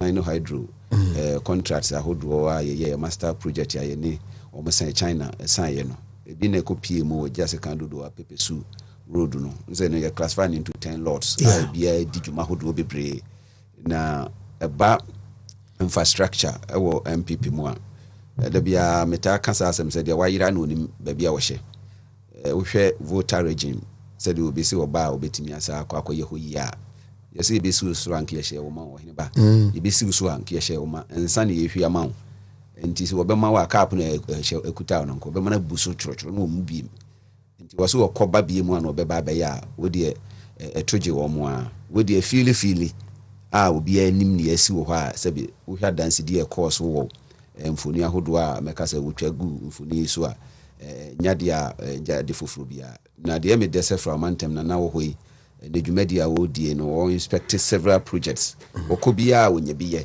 sometimes visitations a ɛkɔ so no nyɛ kɔ akwa sɛ wobɛkɔ wɔkɔ a projects ɛkɔ so wotumi kɔkɔhwɛ deɛ yɛayɛ nso so na wakɔ akɔpa ho ntoma na afei nso so mpanimfoɔ ɛwɔ hɔ stakeholders ahodoɔ a wɔhene bɔm hɔ no wɔn adi nkita ho na wɔn atoto adwene because governance is a continuous process a bia nneɛma bi wɔ hɔ a sɛ dɛm di nkakan no ɔno asi fam na wɔkɔkɔhwɛ a ɛbɛma no akwanya na wɔba a ɔtumi abɛtena fie na wayɛ ne yie sometimes sɛ wotena fie na nkurɔfoɔ de report brɛ wo na woyɛ armchair person ana leader deɛ ɛkɔ so fam hɔ no ankasa no wonte Nana has always been touching the base ɛno nti ne duru hɔ a no ɔno ate asi fam na wofa saa Eastern Corridor roads ya ɔhene ba na mo bobɔm sɛ wohwɛ baabi ɛkɔ keka ma mento mo bas na menkɔ the whole kilometers a ɛwɔ saa enclave hɔ Eastern Corridor the ato ne din saa no is about 564 kilometers cut across several about 5 regions: Greater Accra, Eastern, Volta, Northern and Upper East regions. Now we nkuru ahodoɔ a ɛfa so kwan a saa network yi fa so a ebi ne te sɛ Tema, Atimpoku, Asikuma Junction, Peki, Peve, any hoho egi asekan kwanta bimbila yendi, Wushegu, Nankwaduri, Garu, Boko, any Kulungugu. Nti we mu nyinaa yɛ nkuru a sɛ yɛka Eastern Corridor roads no nyinaa bɔ mu a sɛdeɛ na wɔka no ɛkɔba bɛhyia nti broni bɛka sɛ it traverses ɛkɔba bɛhyia na wohwɛ saa nkuru yi sɛdeɛ mɛdi nka aka yi na dwumadi ɛkɔ so regions ahodoɔ a mansin ne amantam wɔ saa places yi a na kyerɛ sɛ kwan nya ɛho nsɛm yadeɛ bɛha wɔ man no paa na sɛdeɛ yɛfiri te ho asɛm dadadada gya mo apɛn so ɛna Eastern Corridor so obiara wohwɛ biara na wanyini tie ɔno sɛ biara saa bere de yɛyi ne hyerɛ yi ɛhyɛ ase firi ɔmampanin dada akofoɔ hɔ wɔtoa so yie biara ɛna NDC bɛfa ya ne efi sɛ wɔn kanyame bɛyɛ adom koraa na sɛ ne hɔ na ɔmo nya ɔmo votes akɛse ne firi sɛ de open na sɛ wɔkɔ a ɛhɔ ɔbɛsa akɔ akɔɛ no na nka efi sɛ hɔ deɛ nka baa na wokɔ hɔ koraa nka baabia ɛdeda na kwam ɛno nti na ya ne yɛfa kwanya bi so ka sɛ pu ne baabia anwe but wɔde to nsaniani na sɛ bia yɛse yɛ kyɛ national cake sɛ ne yɛbɛyɛ a mansini ne mantam bia bɛnya baa no ho mfa so a voter region yɛntimi nyɛ dodo deɛ but yɛayɛ bi wohwɛ projects ahodoɔ a akɔ so ɛne adeade a sɛdeɛ ne yɛ kan since 2016 of about 135 kilometers representing 27% a ɛnɛ yɛtimi atre yɛahyɛ mu akɔduru about 366 of about 74% a na kyerɛ sɛ di adanseɛ pɛfee sɛ adansedi a wɔmu di no nyɛ with the green book mu na ɛwɔ sɛ wɔ green book mu di a na kyerɛ sɛ yɛbɛka sɛ ebia wodi obi na twa yɛ ntoro wodi obiara nim na wohwɛ mfasodi a yɛbɛnya film de sɛ nkura a mebobɔ odin a road no cut across a akuyafo wɔ hɔ bɛnya so mfaso all the agrochemist or the agro processing companies through 1D 1F ahodo a yɛayɛ ne nyinaa no sɛ wɔn yɛ wɔn nnwuma wɔn bɛnya kwan de saa nneɛma na fa so abɛtɔn amadwadifo ɛpɛ sɛ yɛkɔtɔ bi no nso so wɔn bɔ mɔtima kɔ akɔtɔ bi edwadi ahodo a ɛbɛkɔ so ɛne nneɛma bebree a social and economic benefit ɛbɛbɛ mu no mɛka sɛ ɛbɛkɔ n'anim nti na gye sɛ aseda paa kɛseɛ ɛna wɔsɛ yɛde ma MPP aban through Nana Addo Dankwa Akufo-Addo His Excellency ɛne the Vice President Dr. Mahmoud Bawumia a wɔn akɔmkyerɛ pram ho with other cabinet members and ministers, all other leaders here, part of the governance. No, wɔn bɔ dwuma na wohwɛ visit ya baabi a saa yɛ mede kakra ɛyɛ baabi a yɛkɔ akɔhwɛ sɛ aflawo commissioning of day school anaasɛ yɛkɔ commission day school no ɛne deɛ ɛda yɛ akoma saa school no sɛ yɛato no de controversial community day school controversial ne da so nti ɛna a yɛkɔ na nana adoda nkɔkufo do akɔpa saa ntimi ɛyɛ historic because wohwɛ baabi a ɛhyɛ aseɛ firi a ɔne ba na ebinom koraa de otimatum ato so tim na nameniɛ sɛ adeɛ no wɔmɛyɛ yɛbrɛ a yɛhyɛ aseɛ firi baabi sɛdeɛ na meka yi wohwɛ tam a yɛhyɛ aseɛ na yɛnim sɛ yɛbɛyɛ wie na wɔmu antimi na obi aba a tam kɔkɔ it was around 90-something% completion a na deɛ ɛkɔ yɛbɛo na deɛ yɛyɛ fam bia akɔɛ asɛ no wohwɛ ɔkɔ north wɔma dan hɔ a ɛkɔ so sɛ baako a ɔne ba msɛ nkurɔfoɔ yɛ ano adwene ɛtama so ɔde sɛm sɛ the whole central market underground secondary city jet no ne just hɔ a ɛno ɛbɔ urbanization because so urbanization kurom nti na wɔ sɛ yɛhwɛ sɛ overcrowding any activities a ɛkɔ so ɛwɔ cities ni nyinaa yɛbɛhyehyɛ ne yie sɛdeɛ ɛbɛyɛ a flooding nom ne other services ɔsi provide na nkurɔfoɔ a wɔn di wɔn dwa wɔn tu anamɔ sɛ nkronkro ne ɔma ɔde sɛ mmeammea ahodoɔ a yɛdi yɛyɛ dwa no yɛakɔbɛdie ne nyinaa no mu bɛhyɛ kena nti wɔhene ba mɛka sɛ nneɛma a ɛkɔ so yi deɛ sɛdeɛ na menu afiri yɛ ka no ɛnsɛ sɛ yɛtena hɔ ma nana adoda nkɔkufo ado ba hɔ ansa na yɛabɔ ho dawuro maka sɛ the local and the decentralization aspect of our communication ɔsɛ yɛhyɛ mu kena nti sɛ obi te baabi a sɛbe wonim ne yɛkɔ so wɔbɛka sɛ aban no koraa nyɛ hwee ɛno na yɛ ana yɛadeɛ a da biara memeka sɛ deɛ obiara no deɛ ɛkɔ so biara no wonim and our needs are very heterogeneous ne sɛ ɔman no a yɛkyekyere obiara wɔ ne yɛhia no obi a yɛyi no kwan ɛnɛ wɔmɛbusa kwan obi a wɔno school no wɔpɛ ɛna school kɔ so sɛ wohwɛ the vision block a yɛsisi as compared with you block in terms of resources so ayedi gremu adding to the STEM infrastructure hodo ayesisi o enba MPP ayebio na from mantem ho ayeka ho asem yi minim se saa nema ekoso yi ebedi adanse ama come 2024 omu ni ehwamo yin pese this time omu kire se ampa de ose ode ye no ye no omu nyina so ne omu hye ye animonyam because yembeze omaza akwa dada omu se de bia o ye beye de bia ye beye this time no omu aso ansu no omu aso ansa. As I said, we have not done enough for now. Say yenkosi ye kra.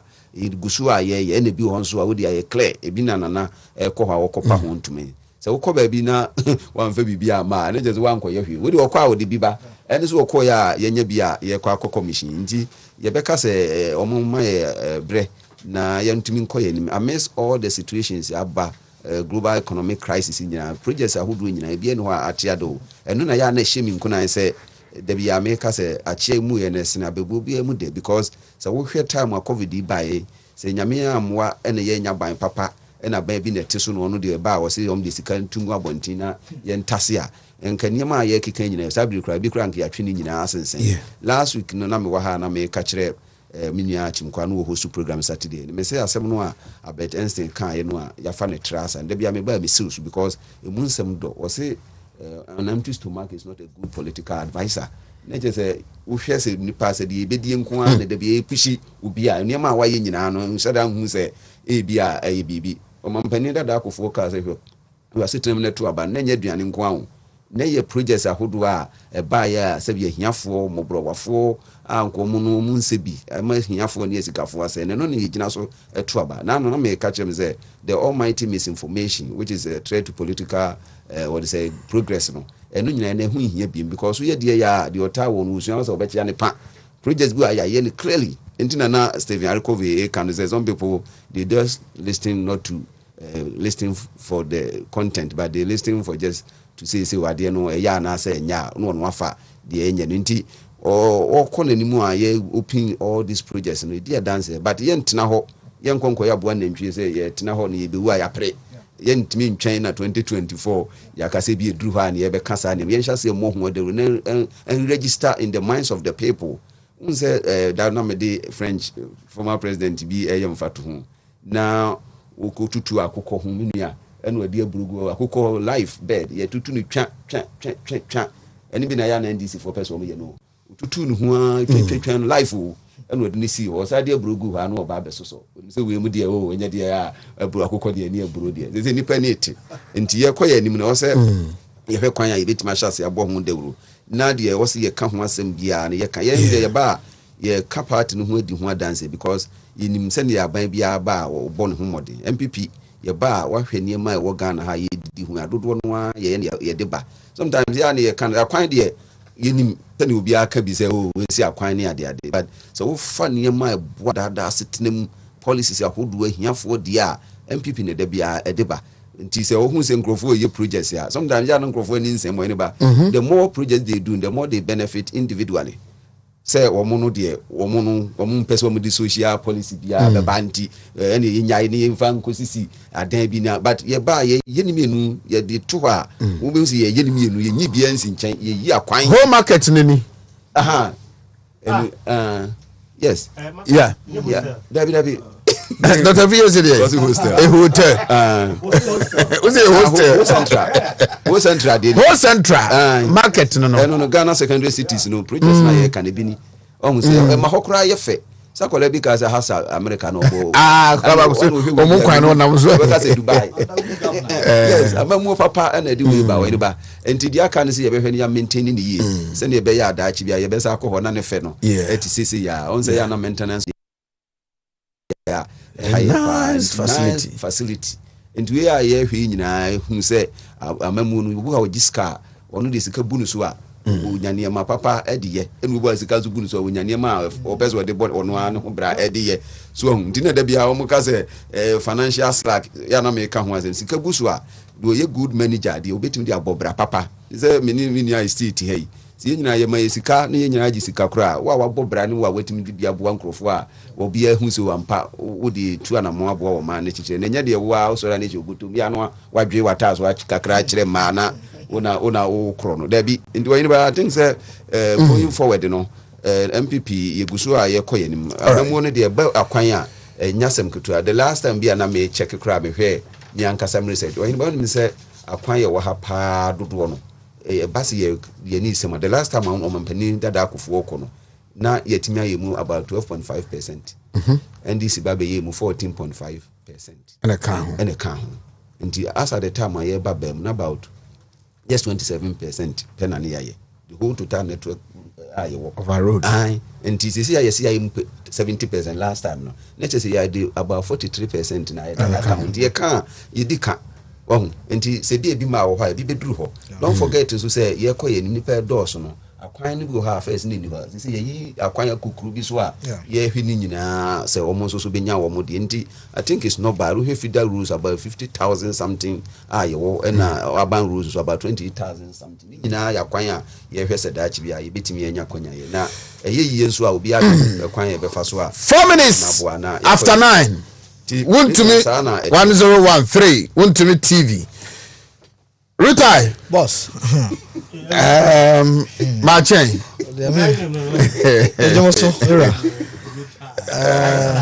na pumboko nyamiado dog I said is international man international man over the say oba enje na queen so nyame to ne my report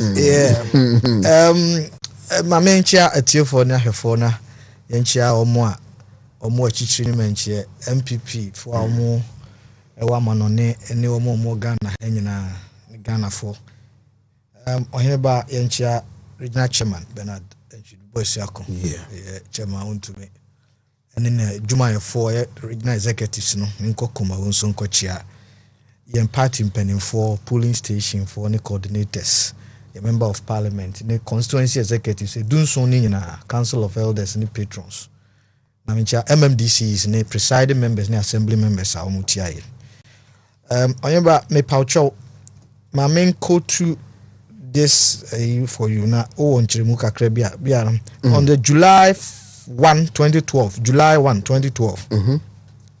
or the work begins on 170 million solar Fufusu road project July 1 $170 million solar Fufusu road project. Me be told Doctor every year some more kinds of there were certain roads na budget it continues to appear. Kwame Danso the paper so Kwame Danso so Eastern Corridor on say way mamin kotu the entire the ma John Mahama o man benida da pair say yen fan to yen retaining no in power in 2012 na min ma o ma permission me kai kakra bi a chiro e was a ade we o say mamin paraphrase umrenenti. Apart from the road projects, the contractors will also build and rehabilitate schools, health centers, lorry parks, and markets in the communities along the road. Where no a vice president vice president, he said he appealed to beneficiary communities to cooperate with the contractors to ensure that the project was executed professionally to benefit future generation. Na the original so pa was say yemfa entoa bama no na mebe kaya chirewe o say he said the elimination of schools under trees, provision of school uniforms and exercise books to schools to school children, and expansion of school feeding program were some of the interventions that will help retain the government in power. Sesani manintino. Ababuama manfo asa to abama omo bi. School feeding program expansion. Exercise books. Schools under trees. Any schools under trees. Eya dia enona e was a Ghana for heso na omugina so retaining abai no ewo esa to abama NDC bill in 2012 July 1 2012 as vice president. Na tie adwuma Nanado Danko Akufo-Addo ene Yewura Mamudu Bawumia vice president what defining role, clear role, any impact sunsanso a wanya ewo man so omampani ene na bedi akire ebi na wo de voter region me pese okwe update fufu so solar $170 million sa kwae no ete say yeah. Nanado Danko Akufo-Addo adwuma bia oye no 7 preduasa enye photoshop ene wa friend for free achichiri ni menchie wo voter regional omo ma update na eye ehia pa se ye be koso ni abo ye nyuma ho dawro o hwe baabia every sector omampani Nanado Danko Akufo-Addo emfa ho ne o how ne amane a aba wiase a Ghana ka wiase ho no omampani bon ho modern na omampani bi a secondly mesa ka say o believe in state principle of the directive principles of state policy in the constitution say adwuma bi a ye de Ghana sika dete e na aye de say ahoden ne kwan wo ho nko ade a say adwuma no e wo so oba no be complete enti enyo emane nyanwanwa say omampani Nanado Danko Akufo-Addo fire service ane wo bonomam and the champon ejai to Nanado Danko Akufo-Addo be complete here. John Mahama Asante region kono sewi afari Akufo-Addo for the buyer John jai to Nanado Danko Akufo-Addo the first deputy speaker the why say all kono na obokola champon na obokola no kuta efie konwa bi na okogina so ode hwe no enne Nanado Danko Akufo-Addo complete ohwe NMS projects fomena kumawu ene kasarado sa project a ya GC katwitwi die $175 million a etika ye no Nanado Danko Akufo-Addo ene sa be share ni koma wa pesika e complete projects no enti say odi ekoho na uhu say project a eye community day school mebwa say Nanado Danko Akufo-Addo aba be wie project na eye ewo ni DNM ewo eye ni suni ne ban say Ghana na wo say I believe in Ghana no eno ehon adwuma na oye enti akwan ahodo a omo ye ewo framanta mu no sabi mprediasa ena no na menua womense ka se omampani dada Muhammad e se ona na bi wu 1970 na okobọ na mane obeka za to abama me 1970 me sa ba bia me kwa akunyane no because ono no dia na ye politics na nado danko Akufo-Addo say I'm not thinking about the next elections, I think about the next generation. And MPP no oneba yenye election machine on say development in freedom empuntuo ne de chechire party no enti yesusu say yadwuma ayeye no enne bebo ekwan ayeden amaye and so obi say or the textbooks exercise books expansion of school feeding program Akufo nana era Akufo-Addo bae and schools under trees enti ya that to abama na retain no na se obi ye dwuma kese sei opani hwe eniama ni bebre ohonom a ohwe na menua akomuka menene nyina wo the same stretch this stretch num ye nwuma ye hia no sabe e differ from there mo amoti kro kese mu hia menene ti we se ochina afijase oyoko kumawu raso to bodomase besru road say President Akufo-Addo aye from Ejeso to Dwabin meboa yempa ibone say sa kwae no e betwa jatuma de amaye na ya hweso anwuma a wo ye enye say eno nko a wa ye anwuma different ba se kwan bi eda wakoma so na adwuma bi da wakoma so ne yema wa na wada nyame ase na wada nipa na oyeye no so eden ase the difference between NDC and MPP e Framantem ni say NDC afa Framantem ho say eye voter region voter omuyi elna free ho voter region eye election machine region yet we define the real name which is voter region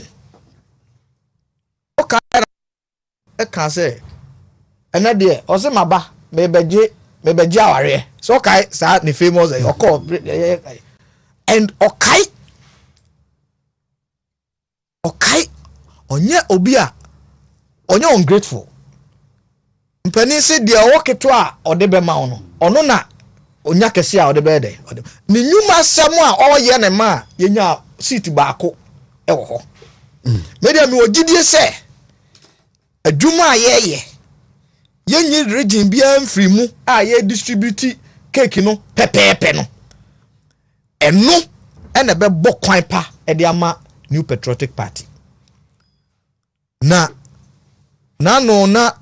festival bi call so voter region na omampani dada se enwuma na onyuma ye jago ye continue Sunday waka nisa enne adwuma wo de to ho a little about 12% of that project omampani abe complete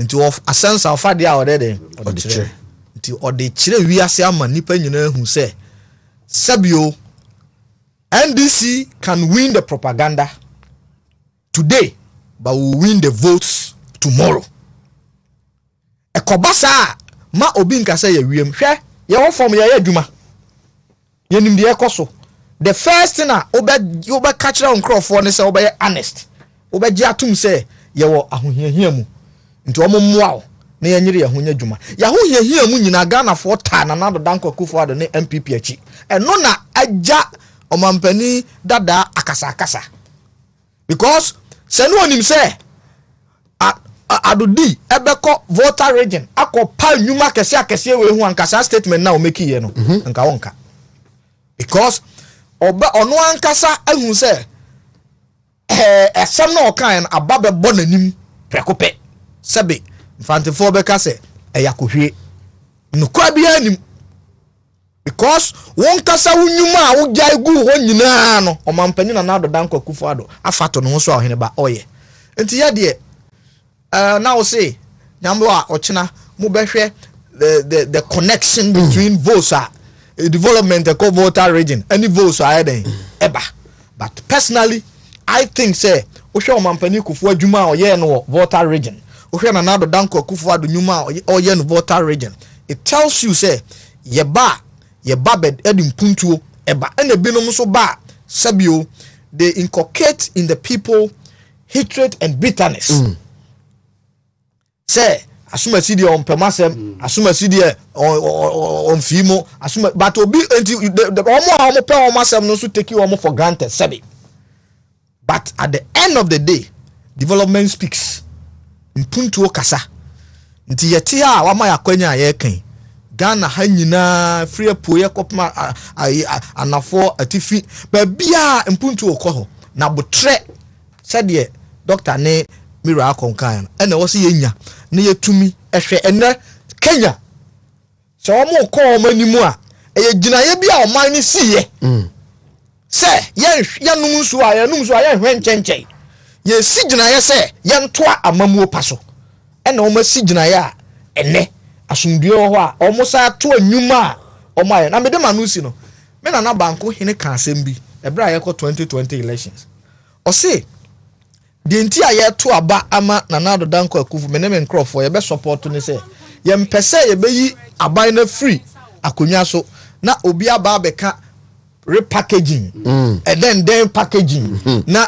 enne asem na okan no ohene ba na kwa no ne anya yo ampa ye to 2020 aba no wie na machine be si eye Oyoko Junction ekosim banko bridge kakraka tamhwim bia ya ya babia na nipa to tomuwo accident this omampani aye etimi ogidie se obi anya botre ne yemfa mpaipa entai na nado danko akufu achi na a free voter oti and all the other regions no yensa be kan ye de. However yen de yen Ashanti region no unze we continue to ask for more.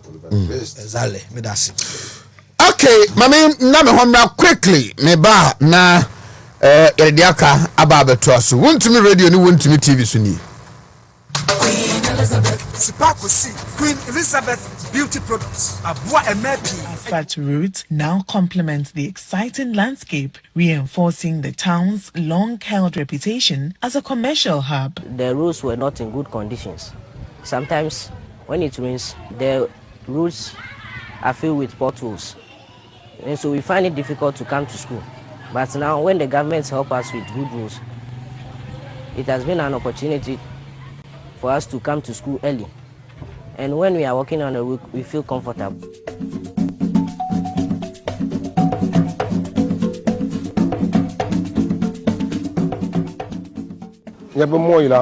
Almost 30 something years.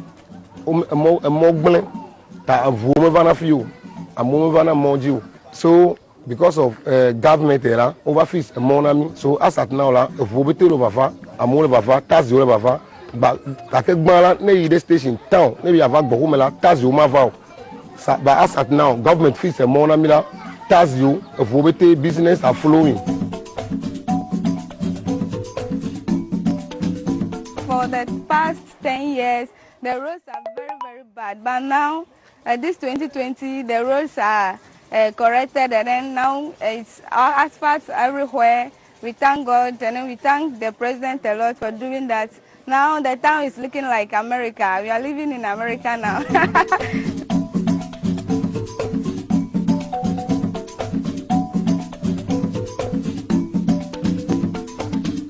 Asphalt route now complements the exciting landscape, reinforcing the town's long-held reputation as a commercial hub. The roads were not in good conditions. Sometimes when it rains, the roads are filled with potholes. And so we find it difficult to come to school. But now when the government help us with good roads, it has been an opportunity for us to come to school early. And when we are working...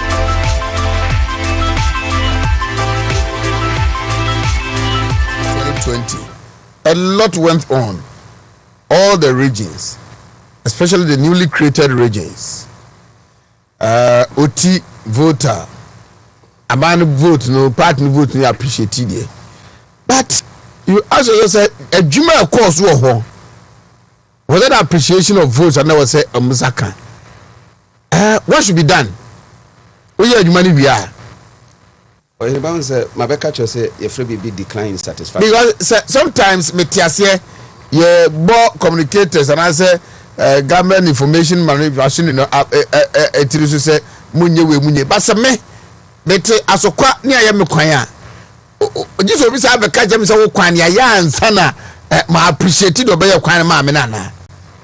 Once we share the dynamics of our elections were hard. The many asem kakra ya na yeta konon more tribal.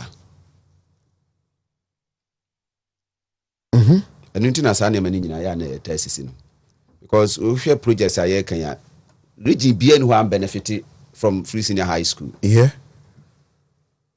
Taking no other interventions to say planting for food and jobs. It because so if you cry no, we share regions I say criteria developments and in your course now you expect to send cars and your many no to me be peja about why you but there are areas be a nipa to about or share development to say we are your way. Will be correct to me if you will be keke say I see who hinti kura or the land cruiser be trained to cram to about my party no meanwhile I did not buy no ayen a son near one benefit from and you say obi bobo nas will be wechira do wechire no nim so obetimi aboase ne de wogina park ne so na edru stage bia de na me ka me refer to no de your friend decline satisfaction no so wotimi ye niam bebre na sa niam na be kanipa no ho a na be ye normal and he doesn't feel say bia ya de foforo and into na party bia so wa ban mu na so wo ko animu na vote no ye dey tiba form because time na free senior high ni hoyi time ba foforo na nkrofo bonu wo say obi antua school fees into fees e ka na brabo normal so obetima bo hu dawura kansam a propaganda ehim a masa na ma no timi babontin ne say ade na waye no obi nso so tachire ufa ha no nso so afa ha ufa ha no nso so afa ha if yem fa covid ukra ba ni efise nka Ghana fo kra be bo aban na baso ti sometimes I meti e wo ba bi ne nkrofo kase o covid ba ye as a party na mo homodi na fi kra sikadi ewu mu a mo kokana na me wura ho kakra because covid no sika ye nya e bia no ye de ye covid no ho adwuma na nya sika ye kase ye de to ho fo mpuntu dwuma ne moment it was a stop measure say yare ne ba ye no kwa be ne ye be fa so ye betimi asia no enu nti kura ne ma president gina so ka say enipa be wudi ne economy ne kura te pansama wope because nipa betimi asa sorry but moving forward ye hu niam no ba ko mienu miensa say adwuma no aye ye ni nyina no so ye pe kwan a ye betimi aka ehu asem say de ye te ha ye enu nti ne nura no na me ka wafidie bi say advance ye say betimi ni pa akasa na omu susu akirechire policies me betena na say America say me nuanu bia omu wo be say deguma e bia omu enya fidie nti aban nyuma mfoni a ohine ba yeshu ya wonfi say aban ne nya hwi because ono no hwe the side honkwa but oman ne chichire ni nyina ye one basket ene ye de ye nyuma na ye de agum enti enya de ya intimi nya balance enti baby kwenya baby kakra asen obi because also be satisfy obia won the region and the district and the constituency a entimi mamu sa enti na yen kakra no enti be sa ban no projects bi wa no wa hyase e na mo ameyi kwan wo ya ye ntoaba mo ameyi wo ya ye ntoaba mi hwa se aban no a wono no ete ba bi a wono no kansam a enim agu aban a wote so no enso so beba sa no no so mo be sa de abono enitu na me ka se projects no ha ye hwe no from the short term, the medium term and long term. Rwanda no ma da bia ye de wo boy ho staff ho ni gina the consistency wo nya waban no achichire mu se wo mo toa so no because aban bia ba se de mama nyote no ye MPP ne ba ye de ya ade a nyuma ni bi ho a wo ye to ho a yetimi etoa so eye bi ka ho wo ba wo pe new projects we na we de ba he aferi hospital kwa ya ko na we na ye say na we na ye say but wo hinu ba de wo bu say ne kase pa ne say enkrofo bi wo ha se de me ka kire wo no omo de wo ye die ya akukọ wo sachi kura enya kroma de be efe because baby o wo ninti it's very hard to say enkrofo bebre be to about policies e wo Ghana until na to about any time be betu bia wo say ye nyina no ya within 6 million range so hwa ka projects akɔso no krank ye to a ka wo behu se enipa dodo no a beka so aban woto so no abɔ no homɔden but won fa ho hwɛ de aban na ye enu ntina ye nkrofo a omo no to aba man because there's no way say ye to aba genuinely say ye nkrofo nyina ekoto MP NDC betimi BTN da na ye nkrofo ne to na floating voters omo de omo decide hwe policies ne be ka ye ho a enu no beboa ma da bia na yetima di nkunim ntina ya na ye sere se ma obi amfa nwansana ho abufuo nkoka so oh aban no enye hwe ma ye nya hwe because say wo se aban ne nya hwe ne ye ko opposition ye wo ba no so me ye ne ye wo penye de ema but ye wo mu a nkakra omutimi nya benefits bi enu ntina da bia me dem go case studies bebre mia me nkwala da bia me emfato hu yi omo frɛ me so say yenso so ye nya adwuma ni bi ye 2016 omo nya bi no omo kasa na no omo frɛ no omo sere and we him atem bia no say dey ka no ameta quote or say bad officials are elected by good people who do not vote and when you see 2008 ya a man crofo ye say ye ntoa ba ye ni ba ye homne so na ye da fom and we ye sere say aban no say be wo hwɛ ne ma ba ye nya ho mfaso bebre policies ye ba ye omu se ntimi nya bebre de but kakra ye nsaka no ye hwɛ ne ye ntoa ba no so na wontimi nya more because you say too little than too many to be done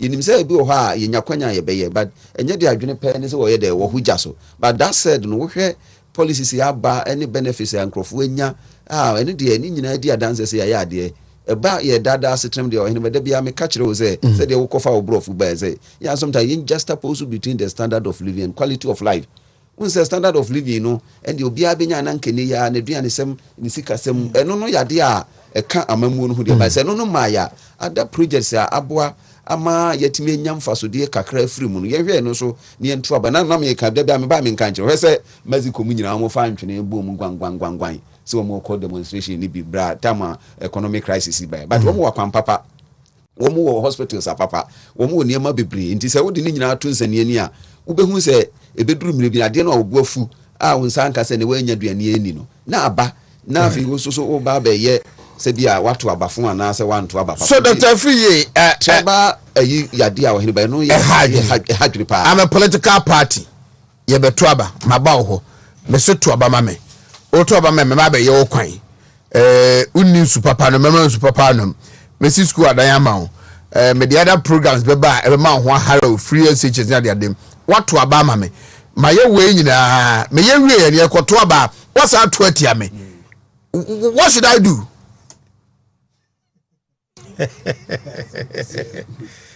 Discuss.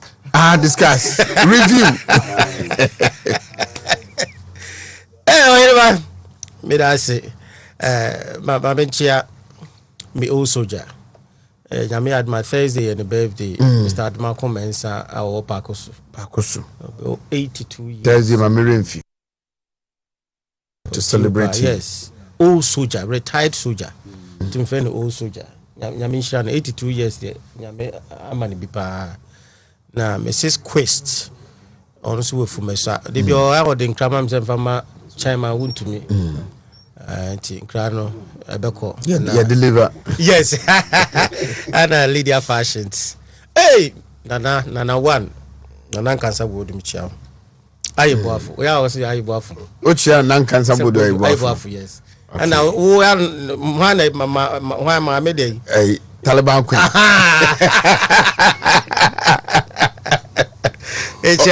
Oh no, or him Emporium. Ayo. Say oh atadi show you. Open fabric see pa pama. Oko Asqua Millennium Plaza Honma. Or him Emporium. Ne bonya den there. That be kakebi. And I'm on cancer board. You are Taliban Queen. Yeah, chow. Oh, him about Ubusa question be about say because I don't get it. Enti ana maba me be put to me free honum. Yes. Ana ma show bo say o di 2 minute mamia me be A B C D e the amount. O de mame no bo hye ne me di so. Yes akoto ba biu ye koya wakoto atia me. Dynamics about politics different from say other aspects be a general thing umfa because politics is where you are pursuing agenda to win power, to control resources of the nation. And say, over the political dynamics, and politics be as you could be almost strongholds, and your war swing areas.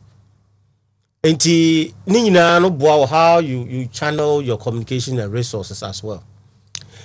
But let me say, when it comes to strongholds, dealing with strongholds, you know, different. And yes, so easy say, oh, my baby saying, you know, me also automatic. Stronghold doesn't base on what you have done. It's like loyalty or allegiance. Also, in fact, say na otunfo na ohini bi aswe say the oath, allegiance to the golden stool. No matter what, you will be allegiant. Ebedu sometime will be any baba omhoso kakra when it comes to politics. Then they might be looking at because of 2016. I mean, na me follow. You see, Queen Ewe, Kabeya, a special student of politics. Ma omum fan is or hima ne wuna keke because follow a year shena a lot is there to learn. Yes.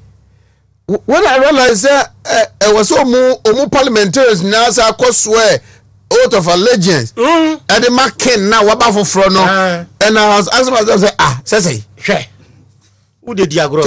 If you na man for to come here when be almost say tradition. Yes. If they carefully follow on him and who na wuno and then say one come so be na you will not just underrate tradition. On fan the trasa on the body in the hole. On for be a before na dey say tradition mamre share on the body na say go for be a room nim dey say when it comes to tradition, Indians traditions obiawo hade a preserve for a culture and ade bi wo ye na ye dwen say enoma na afa ne simple ni aye bia na ye and ye otikwa ya ye wonoma bi wo abofa ne ye normal but when it comes to ana ahefo no we na wo kai say nipa omu sa o and it happens in just one me observe bi da say bia or hene bia wu UK no mo ye we. Until it's hard time you have to learn some of this a well laid down procedure. Look at how simply they are executing what they have to do. Say Hanumia come out so bad 2 years to cry and change. Everything is on point. To me say as I know more that prepared oh, they have done that. Everything is on point. Yes, they have done that. Even say King Charles the Freeward, even up to the 10th person. The coffin no ever Edinburgh Holy Road. She said cars and nam left, nam right, Nina packet. She said so come back. So and just what informs obi decision say me kotoba masumasi anazo bentin after what he or she promised will deliver. It's about loyalty and allegiance. And the typical example is free Amawu. The people were allegiance to him because they saw say obetimi bibi ama, and that's why he changed the mind of the people. Even though it was a strong unity, I don't know how they want to see and feel whether say no be bibi ama womo, but a personality and are mostly omohe because you say I'm a say bia say MP before Sasana one here they will lose the seat all because one no matna no carbon want me satisfy their needs, so they were able to trust him. Even though there is a stronghold, they think say where papa we bet me aboying and omanya evidence to prove. Until Amavu has prove a case says something can be done even if you are allegiance to a party, but you need sir and no was say a political you for very careful say when it comes to traditions is there, when it comes to politics, even though their allegiance were obetimi and I say linkage in no, but you can still break it or reduce it because we vote now 2016 no, it was around 40,000 or 60,000 and about 100,000. So some numbers are 14% is at least equal kakra. In that case, you know, say the people involved in those areas, you know what, a bit me, debia my young say, ebia, and say Rose your my ye can't want me. Now I'm for ground. Someone says, when I am, strongholds, you know, to change somebody's mind is difficult. It's like, say, Obi, I accustomed to brand be, you'll be up BMW. To change the person to use Mercedes Benz, it will take some time. Until I'm a woo use such strategy, no say. Obet me changing for dream identify and you maybe and will make sure so obey your margin and yet that day near to abano. No, yes, sir, for the past years. So my next question will be, how do we guard against that so that the chairman affect equitable distribution of development? Yeah. Imagine by say, okay, Kofu dear, a stronghold. This is what they have decided to do, to irrespective of what I do for them. This is my stronghold, and the main channel development in our no boom, so that baby be develop it, baby and develop it. And we have heard many political pundits propounded that argument. We are president, you can't do that. You don't discriminate. If you're a president, because you want political power. Yes. So you give to those who will give to you. But if you are a president, you can't have that agenda, right? You can base on resource. It be a free region anyway, you know. Well, you have to. Here, fair does not mean equal. Being fair does not mean it's equality. So let me tell you. Until the obia deserve to them. So, but you cannot say we want to aba maminti bia omu here aduane omu here nso a me mfama omo. That is an unfair way of dealing with we a president. But I believe there should be fair distribution of resources and projects, but not equal, because ubia anywhere here say be abetime equal. So fairness should be there. So fairness doesn't mean equality. No. That is not equal. Say be me menya we nti so man bi. Dabi. Yesu me man busa am question bi na ma dwen go sa.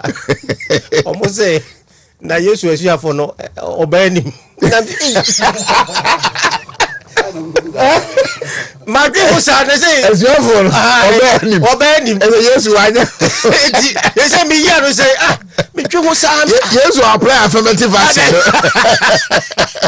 Mr. Baza, I want to have a so me kwa kubusa maba na me said nim. And look at this. Enti adie bia Wontumi the politics has its own dynamics. But Mimi who say who has proven a case for us. And Ashanti region so no. Wontumi ka say when we say I didn't make us a fairness no. Wontumi ka say higher stronghold. Now ma wani maha. Now because we say also call your baby that equality. Say fair whatever. And if you say na no. Baby our resources are being you give what belongs to you. And obia needs is different. Obia needs is different sometimes. Our provision of by your national also obia also enya so there. In that case there should be fairness. And I think the constitution does not dwell on equality. No, the constitution does not dwell on equality, but fair in even appointment, fairness in whatever equitable resources allocations. We have to guide against that. And being a president, you cannot have a certain intentional policy. Say, me concentrating all other. Yes, you are creating a situation. Say, obisuba. No, free the other side. Then that is where until they want national policy or but at the end of the day, no, there should be fairness in whatever you do. Say by your imbalance satisfaction in certain areas. I come back yeah, okay. Sorry. Mama I think the same. You are talking about the same thing from a different point of view. I said that made me dwell on the tribal, you know. The demography of the stronghold, you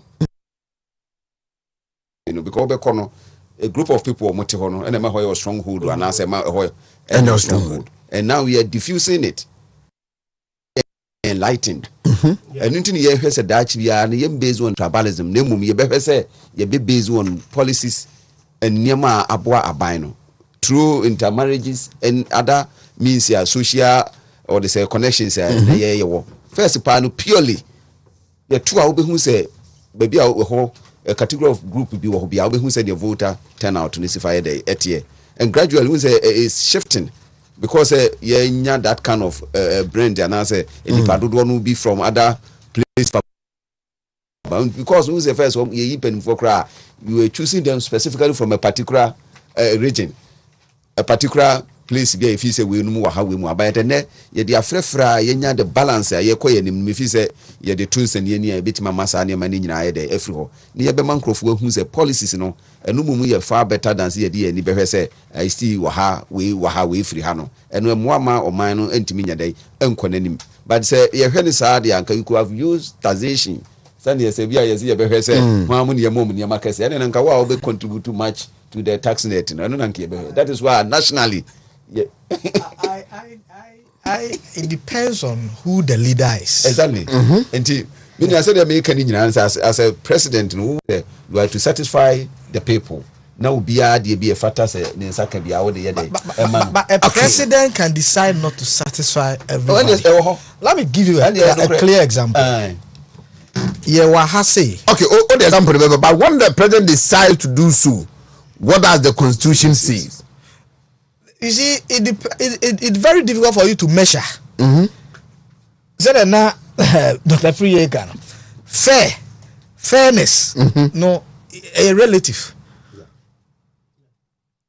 I mean, practical example, but I mean, free. In 2012, 13, 14, thereabout, the party in power, which is NDC, decided say, "Omobeye rules, town rules." That was their policy. Ojampo free Kumau ko Drobonso. Ekoye hot town rules. Eja Kumau. Meanwhile, na President Kufa started Kumau town rules from a tier lane mukakra. Waye gates. Nothing happened. Because or think about the votes I will be now Drobonso. Into Jai Kumau eto. In that same year, from Nkwanta to Drobonso, under oil, that was the petroleum additional budgetary fund of our project, no, from Nkwanta to Drobonso, but we from Afigase to Kumau up to Raso. So it depends on what you want. Even in Kumasi, concentration was made. Yet the ahoden call asawase sokoremampo. And yes, sokoremampo. It is difficult for you to determine the fairness. Politically, question now Obuzaya. Politically, no. Difficult. But Mamin for the case of Nana Addo Dankwa Akufo-Addo. Mihuni say love above all. Odo ebro nyema nyina so. Wampani akoma ni policies. Difficult so be discriminating. Let me tell you, Nkrumah could have done free education. Baby to me, yes, and going to me, Dr. Muni, Dr. to me, research shows, Sanko to me, but or decide they say a honor the back.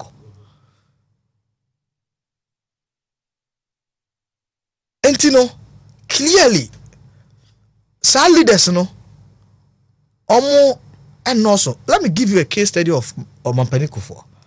The man here difficult, Mampani Kufuor came out of Ministry of Modernization of the capital city.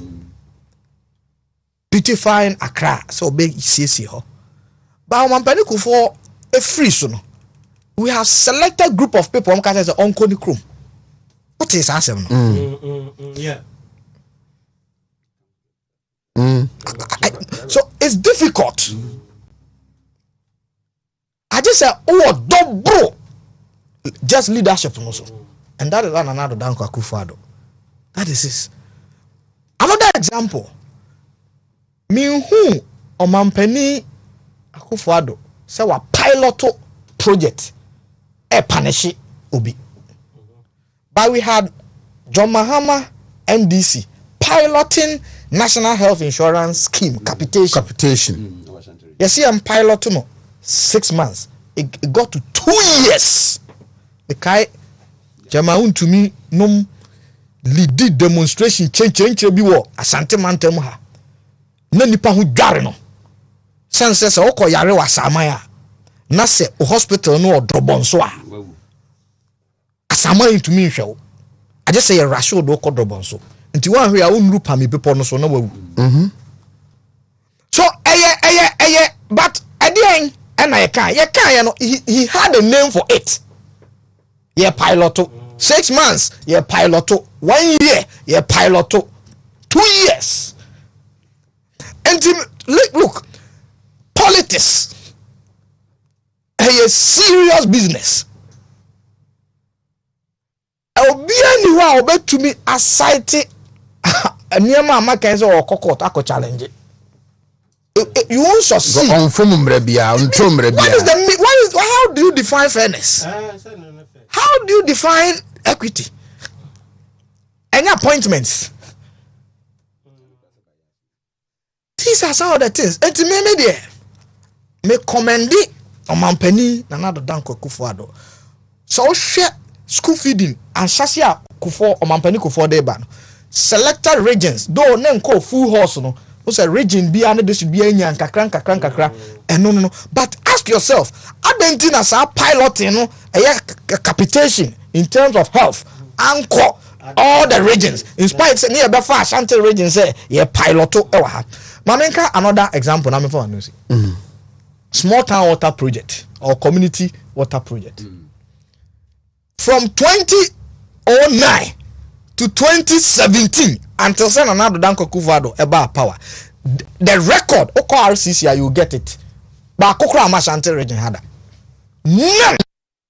I'm telling you. 2009 up to 2016. Yes. NDC Efra Benz. Yes. Not a single project in the Ashanti region. Community sanitation, community water project. No, never. Simon Sabusa. I lived in as assembly member, presiding member, and when we came to power, then I think you are retired regional director. A question was put to him.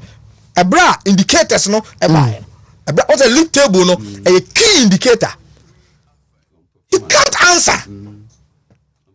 So there is systematic or deliberate policies here. One way the baby king. Now I cost strengthen baby. Eti the American say when you leader na sabe or dwene traso what do abuse it.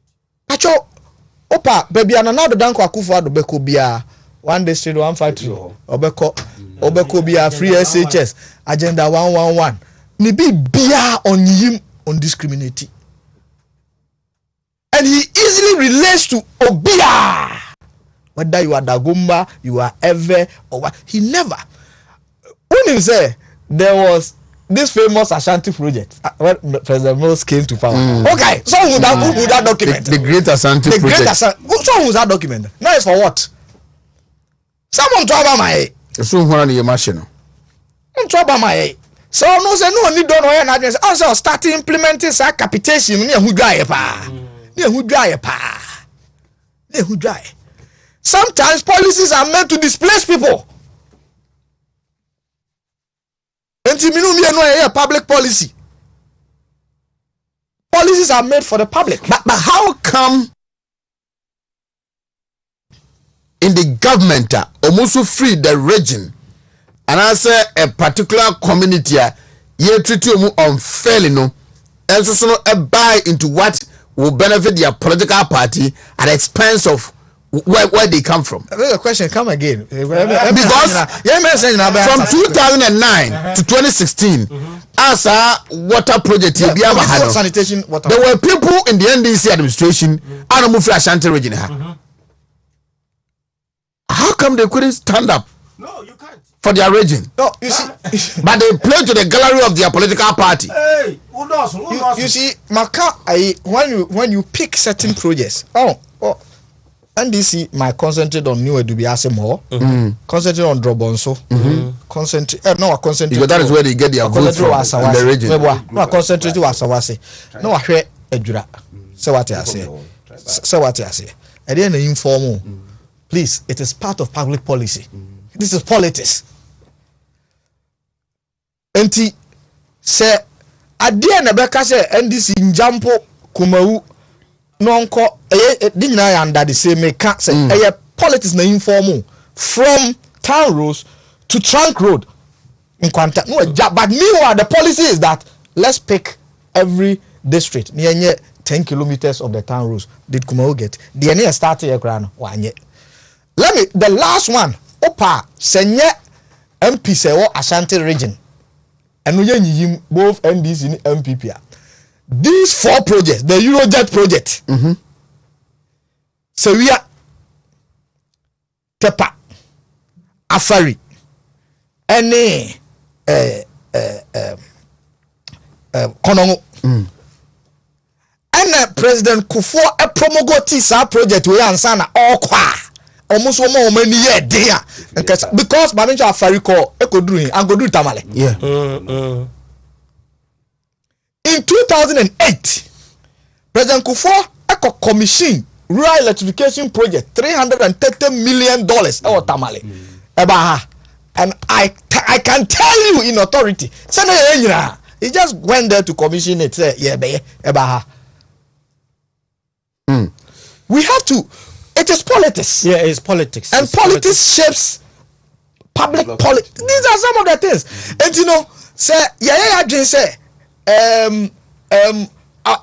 NMS project, Ebaya, Okazi didn't know John Mohammed Jai to June 2016. Ojai Ashanti region, Ojai Abetifi, Kumau Abetifi, Ojai Formana from June. Or concentrate on Dodoa. Yeah. Mami, we are commission here.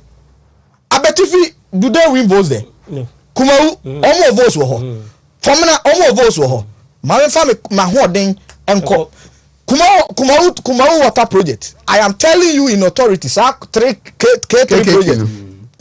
Konongo, Kumau, serious issues. I can't remember, I was in parliament at that time as a national service person.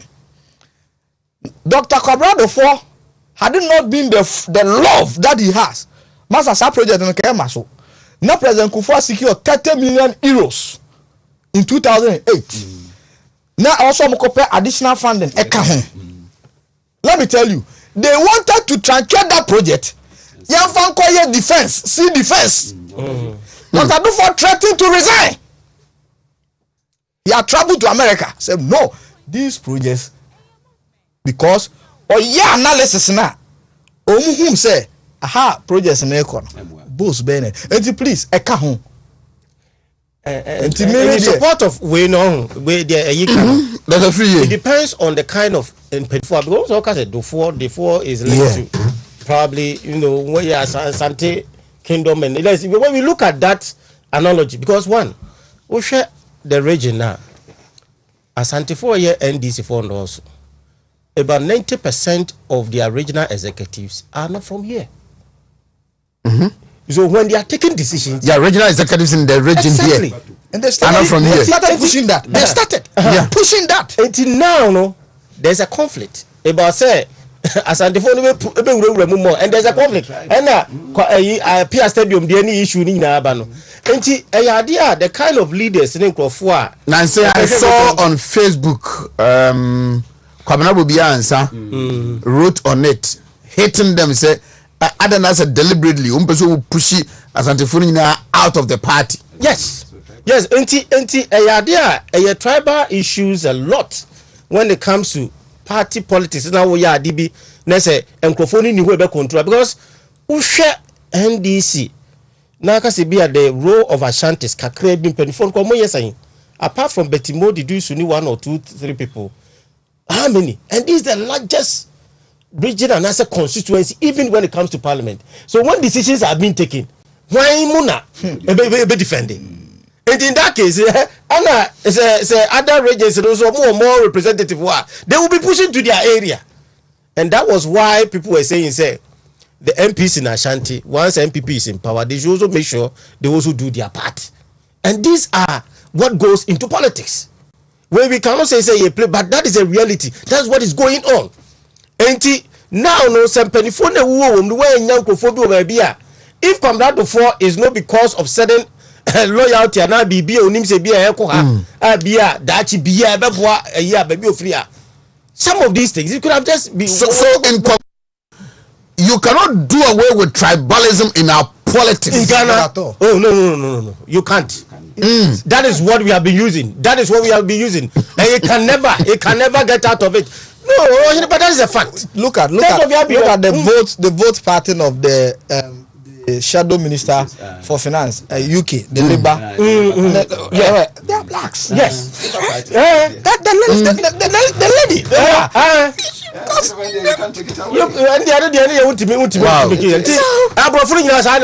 so you have to balance it. Yes. Power, politics, economics. Yes. So can you see any? Okay, I come. Yes, sorry. Very interesting. Very interesting. Dynamics no dorsum. And it's hard time say you quiet him no. Binimu near maybe any so no ebesisa. But truly, say a basse ubia nya benefit bia baby on 20 home free home. And the bejina nipakura or moye the part. So the name making references it's true. Working cancer projects no nyanya menefia. Aferidie de wo de so free carry woni baby a ekoke kan na napomu so ni gina gidi bia na pomu ansori anyina but it drew the party no votes what they are na ohene ba obi anhwe baby a de train yes the kwan so ndi ye kwaye nim na no ne ye hu adwuma ye person crofo look at the policies rather than yina babsa anso so de ane nka MPP betena ba mu achepa didn't know Samia first point me catch will say is based on tribal because her policy wise said the now the tunes and yenia. There's no way if we put these parties on table policies are baby NPP it's far better. But then you 2 year upon benefits the woman benefit be baby but they won't look at your performance. They look at when you come for him one ever any other and that is not a good planner because but every day was such a from please young Craig. The can say in Ghana there will be a Nana Bonsu Esochao. Nana Bonsu. I think he's also a doctor. He's also no coast to China also. Nana Bonsu. That's what I mean. But when it comes to say the about politics and tribal issues, and only use for interest groups, and mostly you bet me are busy on from the other opposition party, or mostly that's what they dwell on, and it's hard time. But BGD say to say the honorable Jekum Kai, unya leader be let's say one live above that level now. Ubiabe Yusu in his own advantage, and that's what we have been using. And President Ado Aya dear Papa to leave it because being fair is fair, is subjective. How you define your fairness is fairness, right? Whether I say equality is equal. Opam tries to say hopefully next week Wednesday Tuesday we will talk public policy and politics. Oh yes. I have been reading on it now. It's very interesting. Public policy versus politics. Yes. Bishop does what channel. Also, what channel? I'm afraid Bishop. Hey, Bishop. Oh, News na Bridge na Bogu. Mr. Hubert Asiedu. Yeah. A lecturer at KNUST, right? KNUST. Doctor. Yeah. Also chow. Also chow. Public policy ne politics. And Drew Hona or the two Honoma. Saturday na wakosia. Yeah. Makosia. Na yentrance. Na yemfa enhwe. So the mechanism back by research. The mechanism ye nyina no. Yenya omampani te se na nado danko kufuado. Na ode ododi nanim kane no.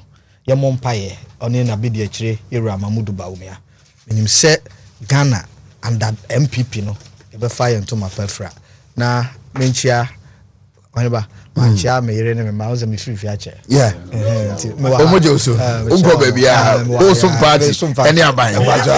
Queen Elizabeth Shebatan me pa Chelsea Pokofo and a dear bam. O we dey e so bo ho ban o we dey so siesie no. E so we dey no ani da ho na afi ho na mani sansa no nyarewa no wutumi ejo ho efi ho. Dama anase oba Queen Elizabeth Shebatan no enye se edin ya Queen Elizabeth di emema intimi nsrabi. Me ba choko ne kopa bisra na bibia anya kama emma. Queen Elizabeth hand and body cream ne ho. Sounds na Queen Elizabeth hand and body lotion.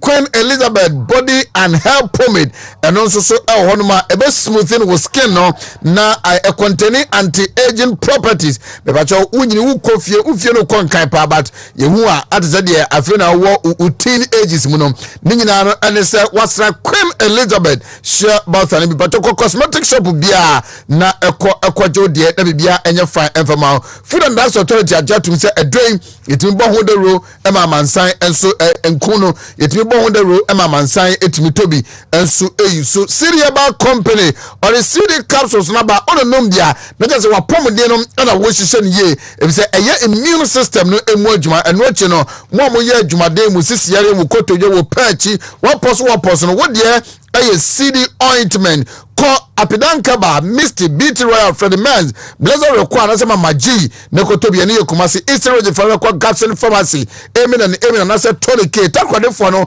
AA Manisa number 0209 682836. Detective Inspector Rashida Mahama our Tesano Divisional Police Command Rashida Mahama good morning. Nafi yemfa